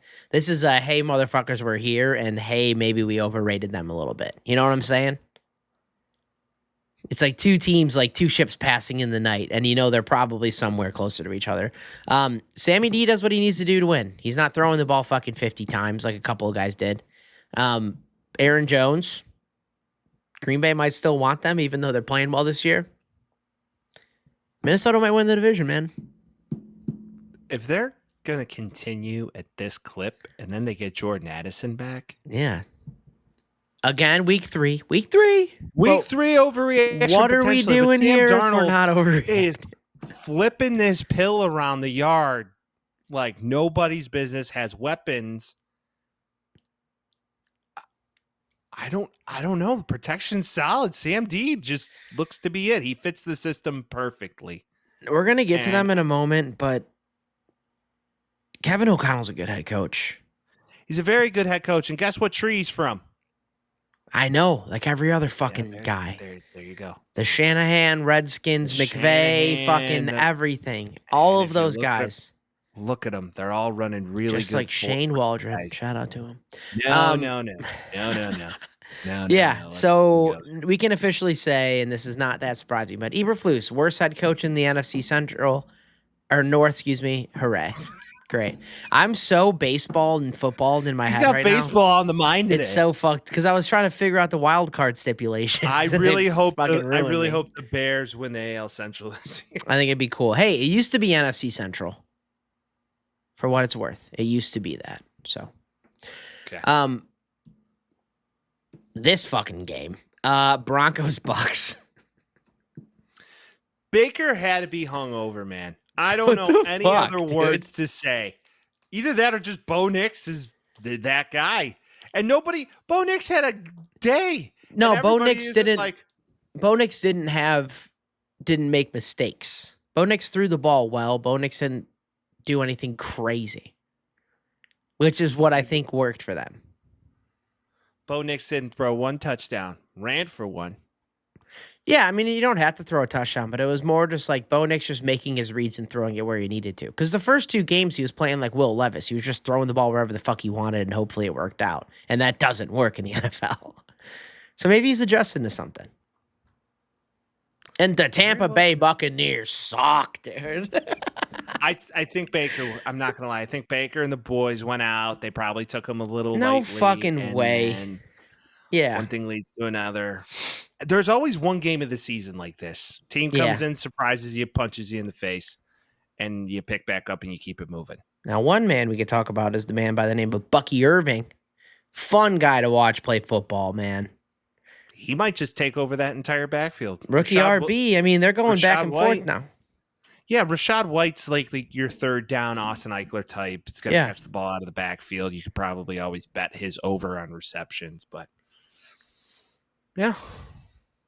Fuck yeah. Bucks suck. Broncos. Fucking dude. The Packers are good. I'm so mad. I don't know how they keep getting away with this shit. Malik Willis, like everybody last week's like, well, they let him run around. He threw the ball where he needed to. This was a fucking masterclass in just throwing the ball across the fucking yard. Matt LaFleur, good coach. It's something we wouldn't know about. 13 for 19, 202, touchdown. Will Levis threw another pick six. You think 3 games in a row.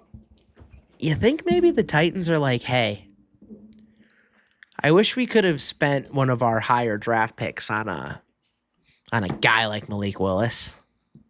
Think they ever thought about that? You ever think like, hey, that guy on the other side of the field, he would be pretty helpful for our team right now if we had a guy like Malik Willis. Listen, Malik Willis. Malik Willis had a game where he threw the ball 13 times or 19 times. So let's just not get too aggressive here. I know, it's just fun. It's just funny to me to lose to a team that picked up your fucking, you know, can run all over the yard. Yep. So a lot of this was playing backyard football, but if you look at how well they're coached, LaFleur, another guy, comes from that Shanahan tree. Yep. Gets it.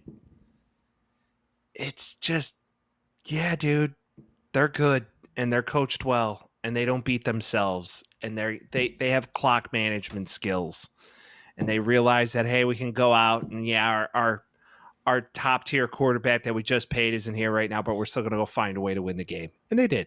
And granted, the Titans suck ass. So, well, they're listed as third place in the NFC North, so hopefully it stays that way. All right, let's pull the Band-Aid. Let's talk about it. Okay. I've promised you guys this year, and I think you and I both, to look at this critically, but not overreact. Is that fair? You can't compare it to anybody else. You just got to look at it critically and not overreact to the whole thing. My first not overreaction is they need to fucking fire the entire fucking coaching staff into the goddamn fucking moon because throw them in the fucking dumpster. Shane Waldron, Matt Eberflus need to go butt to butt on a fucking speeder out of this goddamn galaxy and see how far they can go into space. Because play calling this week was ass. The Bears controlled most of the game. Caleb Williams, for all intents and purposes, played very well. You can't have your rookie throwing the ball fucking 52 times if you're going to run it properly and get an offensive line. And also, Shane Waldron play calling is so atrocious, it makes me want to cry. But outside of that, Caleb looked okay. Defense looked pretty good. Anthony Richardson kind of sucks. There's my non-overreaction. At what point are you going to look at this team and say the signing of DeAndre Swift is terrible? He has done nothing in 3 games. What about offensive line, though? You think if you open a hole for him, maybe he can get somewhere with it? Sure. But if you look at his season last year, 30% of his rushing yards accounted for 2 games. Yeah. And the rest of it was behind a very good Eagles offensive line that he doesn't have in Chicago. Some would say the best. And if you look at their PFF ratings, Khalil Herbert last season was actually better than DeAndre Swift. For some odd reason, this franchise does not like Khalil Herbert. If you don't like him, trade him. Roshan Johnson, 8 carries, 30 yards. He's a beast. I like him. DeAndre Swift, 13 carries, 20 yards. So I'm so lost right now as to what this team is doing. You're inside the 4-yard line, first and goal. Oh, my. And they run Wildcat. You run an option play where all They ran of your Wildcat. offensive linemen shit the bed. When's the last time Wildcat has worked in the NFL? What is it with the Bears franchise where they see an offensive coordinator and they're like, wait, so you're saying we could throw 40 screen passes in a game? No. Really? How much for a night? How much, right? I've never seen a franchise in my life that gets more excited about play callers who don't know how to fucking call a game. This feels like Chicago coaching staffs. This feels like any owner in Chicago. You hire somebody that you think is nice and he's not going to fuck around too much. That's what it feels like to me. It's like we could have had Jim Harbaugh, but why do that when you could have Eberflus? He's nice. He's a family man. Like Shane Waldron's not going to ruffle any feathers. Shane Waldron is scared to shit being the offensive coordinator of the Bears right now, and you could see it visibly. Again, don't want to overreact. We're 3 weeks in. We could go into the rest of the season and then randomly somehow go 2 games above 500 and be pretty happy about how it all went down. But the way the play calls happened against a team that's notoriously bad on offensive rushing, that's been consistent the first 2 weeks as well as last year, and we couldn't rush for shit, and Caleb Williams was still getting attacked the whole fucking time. You possessed the football for 10 more minutes than the Colts. You played 84 total plays to their 54. So you called a total of 30 more plays than they did. Remember we went for 2 and then Eberflus called a timeout on the 2-point conversion like a fucking idiot? They didn't even know what they were doing. I know. They had no clue. And when he is asked in Chicago media, which I still listen to religiously, what was going on there? He said, "Oh, we just got to be better." At what point? You're the problem. At how many be betters are you the fucking mirror? And is your seat getting warm? Because I think it needs to.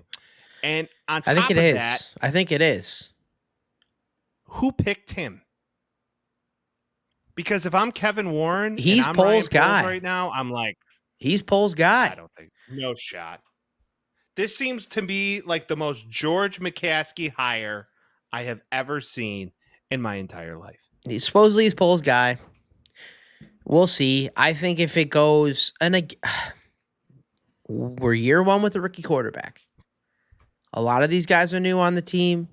We're going to have a better line next year. Roster building kind of started. Are we?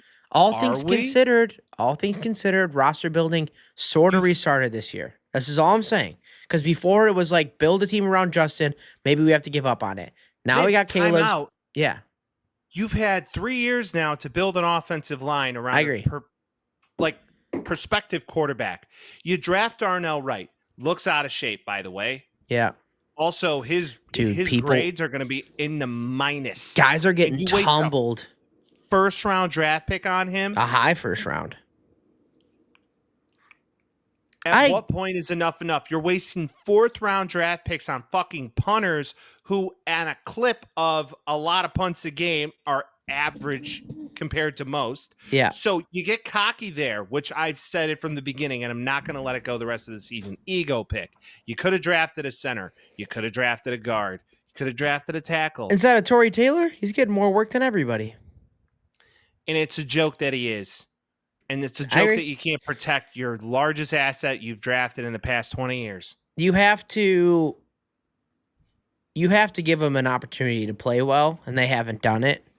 And we've seen it happen a couple times with a couple other young quarterbacks, especially it's Tuesday today, so yesterday, but 2-3 days ago, if you're listening on Thursday, Jayden Daniels had time in the pocket, and he made proper choices, and he got the balls to who he needed to. You can't ask a guy to fucking make beauty out of shit. Like, you just can't do that. You know what you can't ask, though?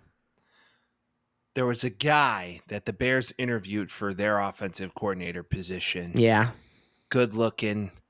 Comes from a Bob Stoops / Mike Leach tree of learning an offense, air raid style.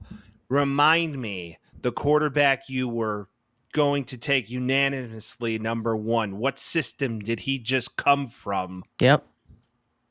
And you had the guy in the room. He's good looking. He knows his shit. All right. Good looking is the first one. He knows his shit. He's also handsome. He's also handsome. And he knows what the guy you want to draft does well. And he knows how to cater an offense around him. And what do? Pete Carroll. Nah. We don't need you. We don't need the aggressively obvious pick here. We need screen passes. It's the same reason why we get Eberflus. We were confused with the Eberflus thing. Hey, you know what Eberflus will say? He's a good leader of men. And he's an overall quality person. Okay. All right. There it is. That's Bears. Whatever. We'll get to it next week. We're going to do it every fucking week. So very sad. I hope they play better next week. I hope Caleb Williams continues to get better. You're playing a Rams team that just beat the... Who's also decimated. We'll see. Every week is different. They have the opportunity to make adjustments, and I hope that they do. Let's move on to the sadder portion of this now, Vince. The sadder? Yeah. Justin Fields is fucking 3-0. I wanted to see him do well. I don't want to see him fail. I think we failed. Think he'd do this well. I think we failed him. I think he's playing damn well. I think that system is built well. I think Arthur Smith's a better offensive coordinator than Shane Waldron. I think Mike Tomlin's a better coach than Matt Eberflus. And I think probably the Steelers are built better to take care of a guy like that. Justin Herbert's injured as fuck. He shouldn't have been playing. Did you see him? He didn't have any fucking movement. He was not ready to play. What's wrong with him? What was the injury report? What is it? A sprained ankle or whatever they call like the high ankle sprain? Yeah. Ooh, those are rough. And then I guess Jim Harbaugh was like, "Oh, I used to play on those all the time. Get your ass out there." That's what the story is. I don't know if that's true. He likes guys who like ball. Which I think Justin Herbert's always been a guy where you could say he likes ball. He's a ball guy. But in the same vein, this is the NFL. Fields look good. Najee Harris looks like he's on like a new train. George Pickens, Calvin Austin. That defense looks good as well. I think the Pittsburgh Steelers are a pretty fucking good team. Like, if they make the playoffs, I will not be surprised. I don't think they're going to make the Super Bowl, but... Is there any chance that Russell Wilson sees the field at this point? That's the question. I don't think so. How do you do that at this point? Let's pump the brakes. All right. Justin Fields has scored one throwing touchdown on the entire season. He's not a world beater. He's not doing anything crazy. He's managing the game. He's managing the game, and he's efficient with his play. Right. So, and he has protection, and he has some decent weapons around him. Him and George Pickens go back to Georgia. So that's nice to see. Good for him. Will it continue? I think Justin Fields, if he's winning games, he's a starter. There's no doubt. Yeah. I think he's going to be the starter for the foreseeable future, and Russell's just going to be holding the clipboard. Don't disrupt the motion of the ocean. Yep, let's If keep it's it working moving. out well, don't overreact. Lad McConkey, though, dog. Dolphins Seahawks. This is kind of what we expected, no? Michael McDonald, man. He's going to continue to win football games just based off a very good defense, running the football and doing all the things that Pete Carroll used to do. It's like Pete Carroll 2.0 just jumped right in, and he's still like... That's true. Like the shadow of Pete is still around, and that's kind of what McDonald does. And until they draft a quarterback, Gino's just going to continue to be Gino, but he'll win you football games. All of that being said, though, Skylar Thompson. He just isn't good. Man. He's running for his life. He is. He's not very good. Tua is better, but also the same issue with him. It's like he can't really block for the guy. And he's just trying to get the ball to the weapons that they have around them. It didn't work out well for Miami this week, and fucking DK Metcalf's a dog. He's so big and fast. He is a freak. He is a undoubted freak. You love to see it. What more can you say? That's the Seahawks winning. Red Rifle? Hey, you can't hate on it, can you? We won't have an 08 Dolphins this year? Or not Dolphins, excuse me, Lions. They went 0-16, right? 0-17. We won't have that this year. I don't think Bryce Young will start another football game. No, he's done. Carolina Panthers. Andy Dalton went fucking Does he get traded? Does he get traded? I saw a proposed trade to the Rams the other day. That would be smart. I thought that would be cool. That would be good for Bryce. I don't believe Bryce Young is the problem. I truly think the Panthers. I think Andy Dalton bigger. Just came out and proved that. No, I don't think. I think the Panthers failed him, just like the Bears failed the fucking Justin Fields. All right, then how does Andy Dalton just step in and go? Because he's 37 and he's played quarterback for countless teams. He didn't do that with the Bears. He was a lot better than fucking Trubisky or whoever the fuck was playing before Fields did. He didn't do that with the Bears. He was much better. He was much better than the replacement. Bryce Young is also 1 year in on his second offensive coordinator at this point and a new coach? What do you expect out of the fucking guy? This is the same thing. Like, all guys come in with talent and then you're put in a position that's difficult. Like, if you're put into the Carolina Panthers position, like, what the fuck do you want him to do? He went through a whole year with a whole different setup last year, and then he comes in this year and it's completely different again. And it's not like they're fucking crazy with talent. It's Adam Thielen and Xavier Legette. Like, good luck. Don't forget Deontay Johnson. Yeah, but he's good with Andy Dalton. Johnson was a wide receiver 1. He likes his NFC North, I guess, because Andy Dalton's working out good there. And granted, Andy Dalton's better quarterback right now, obviously. I could see Bryce Young going somewhere and putting together a serviceable career. Devontae Adams is a Raider until what week? Because I think it's imminent. He's trading. I don't think they're trading him. I think he's selling jerseys.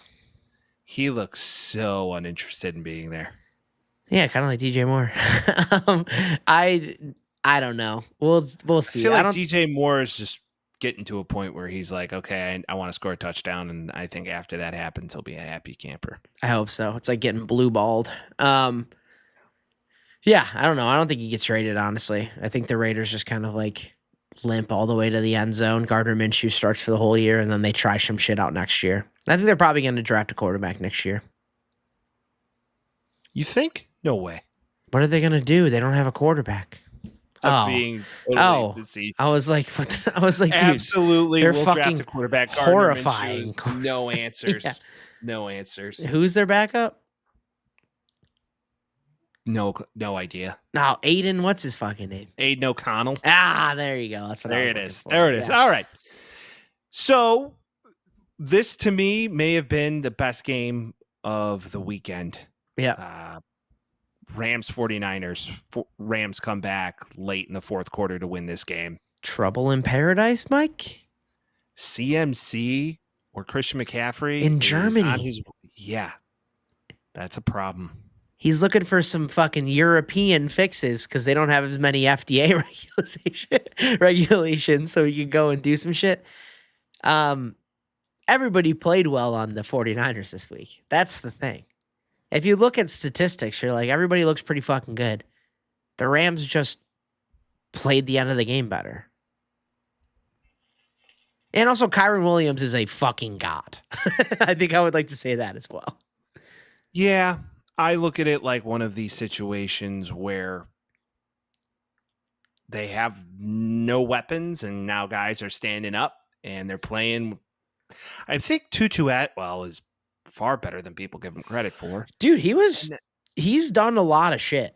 Like, he's not a name that you shouldn't completely not know. Like, Tutu Atwell, in situations like this, Cooper Kupp being out, or like Puka obviously going crazy. It was like Puka and Tutu.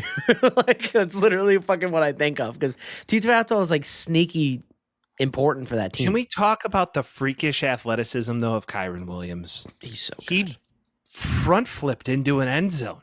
I know, he's a dog. Landed on his feet. Dude, yeah. We see that like front once every 3 over a years guy. or something like that. Who was the guy on the Bengals that did that? That tight end, CJ Oshima or whatever? Oh, I don't even remember his name. Yeah, I think that was his name. But he did that too. It's insane. To me, it's borderline bananas that athleticism exists like that in the NFL. It goes to show you how truly insanely gifted they are. But you look at this team, it was all one on the ground, 24 carries, man. Just ground and pound it. Thought I had a sneeze. I don't. Juwan Jennings, 3 touchdowns, 2 touchdowns, 175 yards, 3 TDs. Brock Purdy locked in, and then Brandon Ayuk. I think John Lynch is just going back to the table and just says, "I want my money back." Yeah, Brandon Ayuk, go to camp so you can be better when the season starts.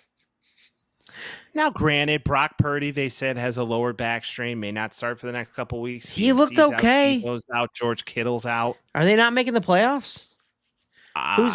Who's the king of the unless NFC if they don't make it? Man, the Rams have a potential route if The they king? get Puka. Lions you. look not great. Oh, I'm just talking about the division. I'm I'm talking talking about the NFC king. West. I'm talking king of the NFC, Mike. Lions King of don't the look NFC? great. I'm afraid there's one team that's undefeated right now that I can think of. The Vikings? Yeah, they might be the king of the NFC. Or the Packers. But the Vikings. Packers have one loss, right? So Vikings might just be the fuck around and might be the kings of the NFC. There's low no doubt key. about it. Low key. But this game was so much fun to watch. They had a rookie Yeah. kicker kick the game winner. Stafford led the final drive to get him into field goal range. They end the game. He's a total leader of men just out He is. there. Guys are kind of getting frantic. He's like, we got time, boys. And they Yeah, brought he's it down been the through last it 3 all. seconds. And it's a just a beautiful thing to watch. I threw some last minute little couple 2 trees. Mikey schmeckles on Betts. it. Mikey Betts action. Gotta love live bets. Won a couple small beans on that. It was nice. Matthew Stafford has been the worst team in the league. He's been a fringe playoff team. He's been a Super Bowl fucking winner. He's done literally everything you can as a quarterback in the NFL. If there's one guy that I can be in a situation, be like, he knows what he's going to do, it's fucking Matt Stafford. Must be nice. All right. Well, let's go to the desert, Vince, because the Lions Yeah. came to town, and I thought that the Cards might have a route to win this game, and they didn't. Nope. Lions, end of game, management worked out fine. Played enough defense to end it. Scored all their points in the first half and then just wasted clock as much as they could. I don't know what to say about this except for the Lions don't look as good as I thought they were going to. But they're finding ways to win games, and that's all that matters. There's a lot of film on them as well. And I feel like you have to look at that and say, okay, now people are starting to figure out what they do and what they do well. Yep. And they're getting creative. For example, Ben that Johnson. bubble screen. That bubble screen hook and ladder they ran. Yeah. That's some shit out of Saturday. It is. Right? That's some is. stuff you see on college football fields on Saturday, and they ran that in an NFL game, and it turned into a touchdown. Well, we That saw was some shit like nasty. that on Monday night too, which is kind of where my brain's going as far as new coaches, new teams, that kind of deal. But We'll go more so We'll into get that there. sadness here shortly. we'll get there. I will say it's a Cardinals team right now that looks like they need some support on the defensive side of the ball. Yeah, the offense looks cool Dennis, though. Brother of Ian Gardeck, friend of the show, Dennis Yes. Gardeck had an interception, continues King. to ball out this season. Love Dennis Gardeck. Shout out Ian Gardeck. What a great fan. Kudos to that guy, and to that family. It's going to be a route for the Cardinals to get to the playoffs if they can, but I don't know if they will. Much improved though, and that's fucking They do good look because good. that's all you They do want to look see good. if you're in Glendale, Arizona. Now, the Ravens off the schneid. Not easy, but off the schneid. It looked like they wanted to give that game away, but couldn't. Dude, the Cowboys scored 19 points in the fourth quarter. I have Dak Prescott on my fantasy team, and it kept going, and I was like, is this game ever going to end? Am I just going to keep getting points from this fucking guy? Dak Prescott threw the ball one time less than Caleb Williams, which is fucking saying something. 379, 2 touchdowns for Dak Prescott. Kick an onside field, or onside, get the onside. Almost have enough to win, but the Baltimore Ravens end up holding on 28-25. That's kind of the storyline. And the Cowboys can't run the football because they have No. Ezekiel Elliott. Well, they can always go to their backup who's really young, I assume, right? Deuce Vaughn. Well, there's a guy on their practice squad they might want to put in. That's what I'm thinking. Doesn't he got a large Bichette? He might. He's also got a brother. Dalvin? Is Dalvin Cook on that team? I don't think Cook, so. Dalvin Cook's on the Cowboys, I think. He is? Yeah, he's on their practice squad right now. He's gearing up. Oh, boy. There Yeah, it is. they're just going old. There it They're is. like, remember 2015? That was We're a great bringing it year. back. Bring it We're back, bringing it baby. back. Yeah, Run it maybe Dalvin Cook can come in. Both the But Ravens hey. and the Cowboys 1 and 2. Who would have guessed that? Derrick Henry Good. is back. Dear God. Well, Derrick Henry's also probably happy that he has other guys besides fucking Derrick Henry on his offense. That's probably That's true. helpful. That's very true. But He doesn't was have to deal running with people Ryan over. Tannehill. Thank God. Yeah. He was. Chiefs win. Almost did it. Falcons had every opportunity to win this game, and they fucked it up. That's all I got to say about it. No ref comments. No. It was a clean game. Oh my God. It was a clean game. Oh, It was a clean game. Has the for fat one. lady sang "Are pigs flying"? Mike doesn't have a Chiefs ref comment. No, and I watched the whole game, and there was no egregious call that went towards the Chiefs' way. Yeah. It was clean down the middle, but wait till the playoffs because it's bound to come back. But Oh Falcons yeah. had Naturally. 2 drives in their gold zone and couldn't put the ball in the end zone. 2 fourth downs that they had opportunities to get points. One of them, they could have kicked a field goal, chose not to, go for it on 4th down, don't get in. Last one, they put the ball in the hands of arguably one of their best talents on offense, Bijan. 4th and 1, get stuffed. Okay. All I have to say is shout out to the Mac King Ball State alum Carson Steele. Fucking dog in the backfield for Kansas City that game. Love that man. Good hair. The Jaguars got fucking dumped on. the Bills looked so fucking good, dude. They might be my Super Bowl pick now. Everybody does this. Josh I Allen know. might be an MVP vote, though. He might be. He should. He Aaron looks Rodgers. really Aaron good. Rodgers told him in the offseason that he's going to get MVP votes this year. He's a freak. He's good. He's got a cannon of an arm. The Jaguars are fucking bad though. Keon Coleman looks to be it. Khalil Shafir is fucking it, dude. They haven't skipped a beat. I give that defensive coaching staff a lot of credit because they lost Matthew Milano and a lot of really good defensive talent. I And mean, they're still- both of their safeties, and then a fun safety that everybody knows ended up getting a pick last night. He ended up getting a pick. DeMar Dead guy. Hamlin gets a pick. That guy. He rose from the dead and got a pick. It was fucking beautiful. It's a dead man's party. What a Who could story. ask for more. I know. Who's the guy that writes for NFL Network? Oh shit, I can't think of his name. Like the main writer. I know he just creamed though, because he's like, Damar Hamlin gets a pick. I can write a story on this. from Dead on the Field, from Never Been More Alive. Like that's the shit that's gonna see that's the headline right there. That's the headline. That's the name of this episode. Boom, done. T-Law, he's in it for the long run with that team. Doug Peterson's offense does not seem to be fucking working. It worked really well the first year. Right, until they figured it out. 0-3. Doug Peterson, mind you, Super Bowl winning head coach. They have everything they should need. The team is equipped with guys, and they fucking suck. That team is bad. I just look at it like if they can go 8-8 or 9-8 and salvage a season, maybe they will, maybe they won't. I don't understand it, but hey. Welcome to Thank God We're Not the Jaguars season. I don't think he'll have a job, meaning Doug Peterson, by week 8. I think he's out. I can see it. No seat hotter than that, except for maybe Matt Eberflus. Now, Joey B and the Bengals are now 0-3. Only, 2 teams since 2005 have gone 0-3 and made the playoffs? They do this every year, though. They don't go 0-3. They go 0-2. They don't go 0-3. They don't go 0-3 against one of the worst teams in the league last year, and they don't go 0-3 against a rookie quarterback. And they don't let him throw 254 with 2 TDs on him, too. Like, that's bad. Hey, Caleb threw for 3-something. But, man, Jayden Daniels was impressive. He looked great. He looked really good. 21-23. Yeah. Jesus. And one was overthrown, and the other one was a misread. So he really only had 1 incompletion.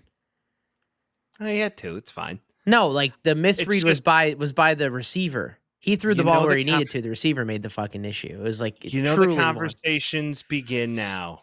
Now all the comparisons are going to start. You can't. Bears should have drafted Jayden. They fucked up again. Blah blah. Okay.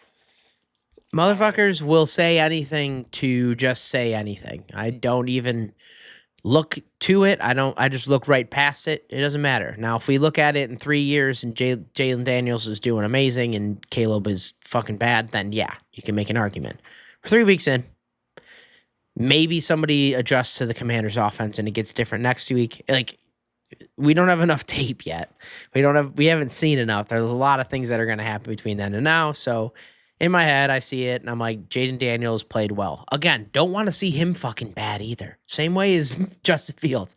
Just because we drafted a different guy doesn't mean I want to see him be bad. Like, best case scenario in my head is Jayden Daniels and Caleb Williams are competing in like a fucking elite level in 2-3 years. That would be badass.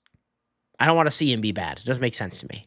No, I think Jayden Daniels, you texted me last night. You're like, Jayden Daniels is a dog. I said he's been a dog since he was on ASU. 100%. Yeah. And him and Brandon Ayuk used to do this type of stuff all the time. There's no question about the talent. At LSU, it just all really came together for him. And saying they were that great, but they were good. And he's a very He won a fucking Heisman, man. He's no joke. Correct. He also is a Heisman winner. So the 2 guys who arguably look the best out of the rookie class, which you could say Jayden Daniels is leading the pack right now. Caleb had a great game as well. Yeah. If Caleb, doesn't have to throw the football 51 times, we may be talking about a different story. Because if you look at the rushing attack for this team, Brian Robinson and not only that, Austin Eckler out of the backfield. Granted, he is a weapon on the ground as well. Austin Eckler returning kicks? That's his talent. That's fucking awesome, though. Chargers weren't doing that. Yeah. Goes to show you it's a real deal. How about Zach Ertz, though, on the stat line? 5 receptions, 36 yards. You love to see it. We didn't talk about this either, but during the Eagles game, Dallas Goedert hits 21 miles per hour on the fucking gun. Dallas Goedert might be the fastest man in the NFL. Goes to show you how freakishly athletic you have to be to play in this league. I would also love to give an honorable mention to my player of the week, offensive lineman Fatty scored. Yeah. Trent Scott. Jayden Daniels, number 70. It's his first touchdown throw ever to a lineman. How Sweet. Awesome. What a story. Love it. Another pre-nut for NFL writers. Oh, yeah. Gotta love it. All right, Vince, shall we get into our week 4 predictions? All right. So last week I picked first. This week you picked first, Mike. So starting from the top, Thursday Night Football. This is going on tonight for those listening on Thursdays. Cowboys at Giants. Mike, who do you got? Cowboys don't drop 2 in a row. Give me the Cowboys. Daniel Jones is going to play like shit at home. I'm taking the Cowboys too. Bengals at Panthers. Revenge game? Cats. No, Bengals got to win this game. They can't Otherwise, lose. They can't lose, even though No Andy shot. wants to come in and prove that he's still fucking good. But I'm taking the Bengals too. They can't go 0-4. Saints at Yep. Falcons interdivision. I think the Falcons, after a really rough home loss, really come back hot and want to win the game, especially a division matchup. Yeah, give me the Falcons. Because of that they're entire up. argument, I'm going to take the Saints All right, let's do it. because they also lost at home and they also want I to show know. that they're good. I Yeah. love it. Jaguars at Texans. Texans, they're once again coming off a really bad road loss. I'm going to take them. You want to know why? What? Because the Jaguars fucking suck, dude. Broncos And at that Jets. Give me the Jets. Aaron Rodgers is back. Yeah, Broncos at MetLife. Zach Wilson cried. Sam Darnold cried. Bo Nix is about to cry at MetLife. Vikings at Packers. I'm running with this Sammy D train until it fucking ends. Give me Sammy D. I think we're gonna keep getting bullied and season. I think we're going to keep getting bullied until the end of our lives. So I'm just going to take the Packers and maybe I can get some joy out of it. Steelers at Colts. Give me the Steelers. I think they're gonna win 4 in a row. I'll take the Colts. I don't think they blew their load last week. I think they're going to against the Steelers, and Steelers got to lose one at some point. No, I think the Steelers actually know how to manage a fucking clock and know when to go for 2 and don't know when to go for 2 and know I don't when know who you're to- referring to. know when to challenge things and not when to challenge things and know when to hire a right offensive coordinator and not.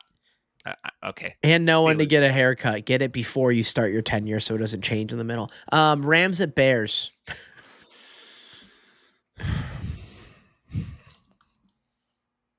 A very hesitant Bears. Because- Bears. Because it's possible. Because if you don't win this game, the season should just stick a fork in it. If you go 1-3 to start, I'm not that dramatic about it. I don't expect them to make the playoffs, but there is no path forward here of you potentially even competing for. a That's division so unless you win this dramatic. game. I don't think they're going to win the division. We're in I never. podcasting for a reason. I have a platform for a reason. Okay, I don't think they're going to make the playoffs anyway, but I'm going to take the Bears because I think they can win it, and if I think they can and I don't take them, then I'm a fucking bitch. Eagles at Let Bucks. the delusion continue, people. Facts. Let it continue. Eagles at Buccaneers. Big win for the Eagles. Big loss You for know the what? No, Buccaneers. no, I lied. Give me the Bucks. I think Baker's going to come out. Knew he was hungover. Knew they had a shit week. They're very motivated. Give me the Bucks. Also, for those listening, we don't know if Baker Mayfield had any booze. It was just more of a wind hangover. Really fun matchup 10 years ago. Patriots at 49ers. This is a toilet bowl considering Brock Purdy may not start the game. I still feel. Well, you got to remember that both these teams are really, really bad. Right now, they're bad. If Brock Purdy was started, It's just weird saying it, to be honest. if Purdy starts the game, they're both facing injuries. They're both 1-2. Do it. Give me the Niners. Give me the I was ready for you to do that. There's no fucking way. The Patriots are horrible. I mean, they won 2 games against good teams. They won one game. Game. Uno. Take the under, whatever you're going to take. Yeah, 100%. Commanders, Cardinals. Fast quarterback matchup. This is going to be a game you bet the over and lock it in because I think they're going to be throwing the pill all over. Bad the yard. defense, fast, young quarterbacks. Yeah, right. Really fast quarterbacks. I just think the Cardinals win based off of weapons, 3 home games in a row. They win the game. I agree with you. I'm taking the Cardinals as well. Chiefs at Chargers. Chiefs. Yeah.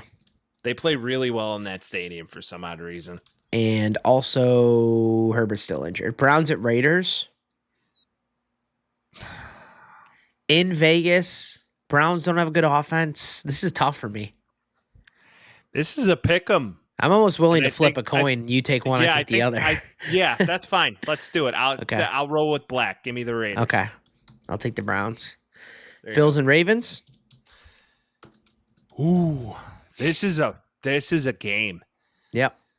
And the Ravens are at home. This is potentially an AFC playoff matchup. If the Chiefs didn't exist, I could see this being the AFC Championship game.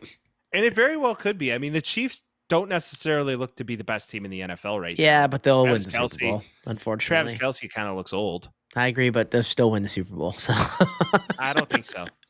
This may be the Bills' year.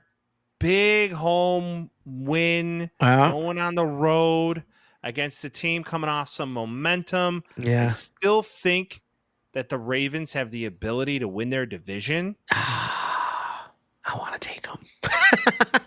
Let's both. We're riding with Baltimore. I think it's another pick 'em, though. I think it's going to be a very close game. It's going to be a low-scoring matchup, a lot of running the football, but who's going to run the football better? And that's what I'm leaning on. I think Derrick Henry figured out that, I can take a couple hits again, and now I'm back at it. And I think that's what this game is going to be predicated off of. So that's what the idea in my mind will be going with, and I'm going to choose the Ravens. I can't see the Bills starting 4-0. And I cannot also see the Ravens starting 1-3. So I have to take the Ravens at home there. Titans at Dolphins. Shit bowl. Something's got to give, man, for the B. He would fit in very well if it was over the 6.5 rule for the Dallas Cowboys. Give me Will Levis and the Titans. Okay. Let's see if Skylar goes. I don't know what Skylar's dick's like, but Will Levis has got a big one, so I got to assume. All right, Seahawks at Lions to round it out. Oh, yeah, babe, I'm going to come. Give me... I am coming. Give me... Give me the Seahawks. I feel like they upset the Lions on Monday night. And I'll take the Lions to round it out. And in my fucked up world... the Seahawks are 4-0. Yeah, I can't see it happening. Give me the Lions, baby. And this is why we do it. There's a lot of parity in this week, so we'll see. We'll see what ends up coming out of it. But there's our week 4 picks, kids. Leave your comments to think if Vince and I should start posting our follow-ups of Thursdays episodes and then our picks for the week. I feel like this would be some fun parody to post every week. Could be. So leave your thoughts. Please. And then as always, follow us. Whoa. Like it. Yeah. Share it. Hey. Right? Yeah. You're on those platforms. Wherever you listen, you're listening. So hit the like button. Share it to a friend. Yeah. Share it to a friend. Share it to your sister. Share it to your brother. Share it to your sister. It's the year of the siblings. Or your brother of another mother. And of course, to Vince's point, it is the year of the siblings. And of course, we'll see you next week. Peace. Talking Tales with Mike and Vince. Oh, you know. Jazzy beats while we dispense. Yeah, you know.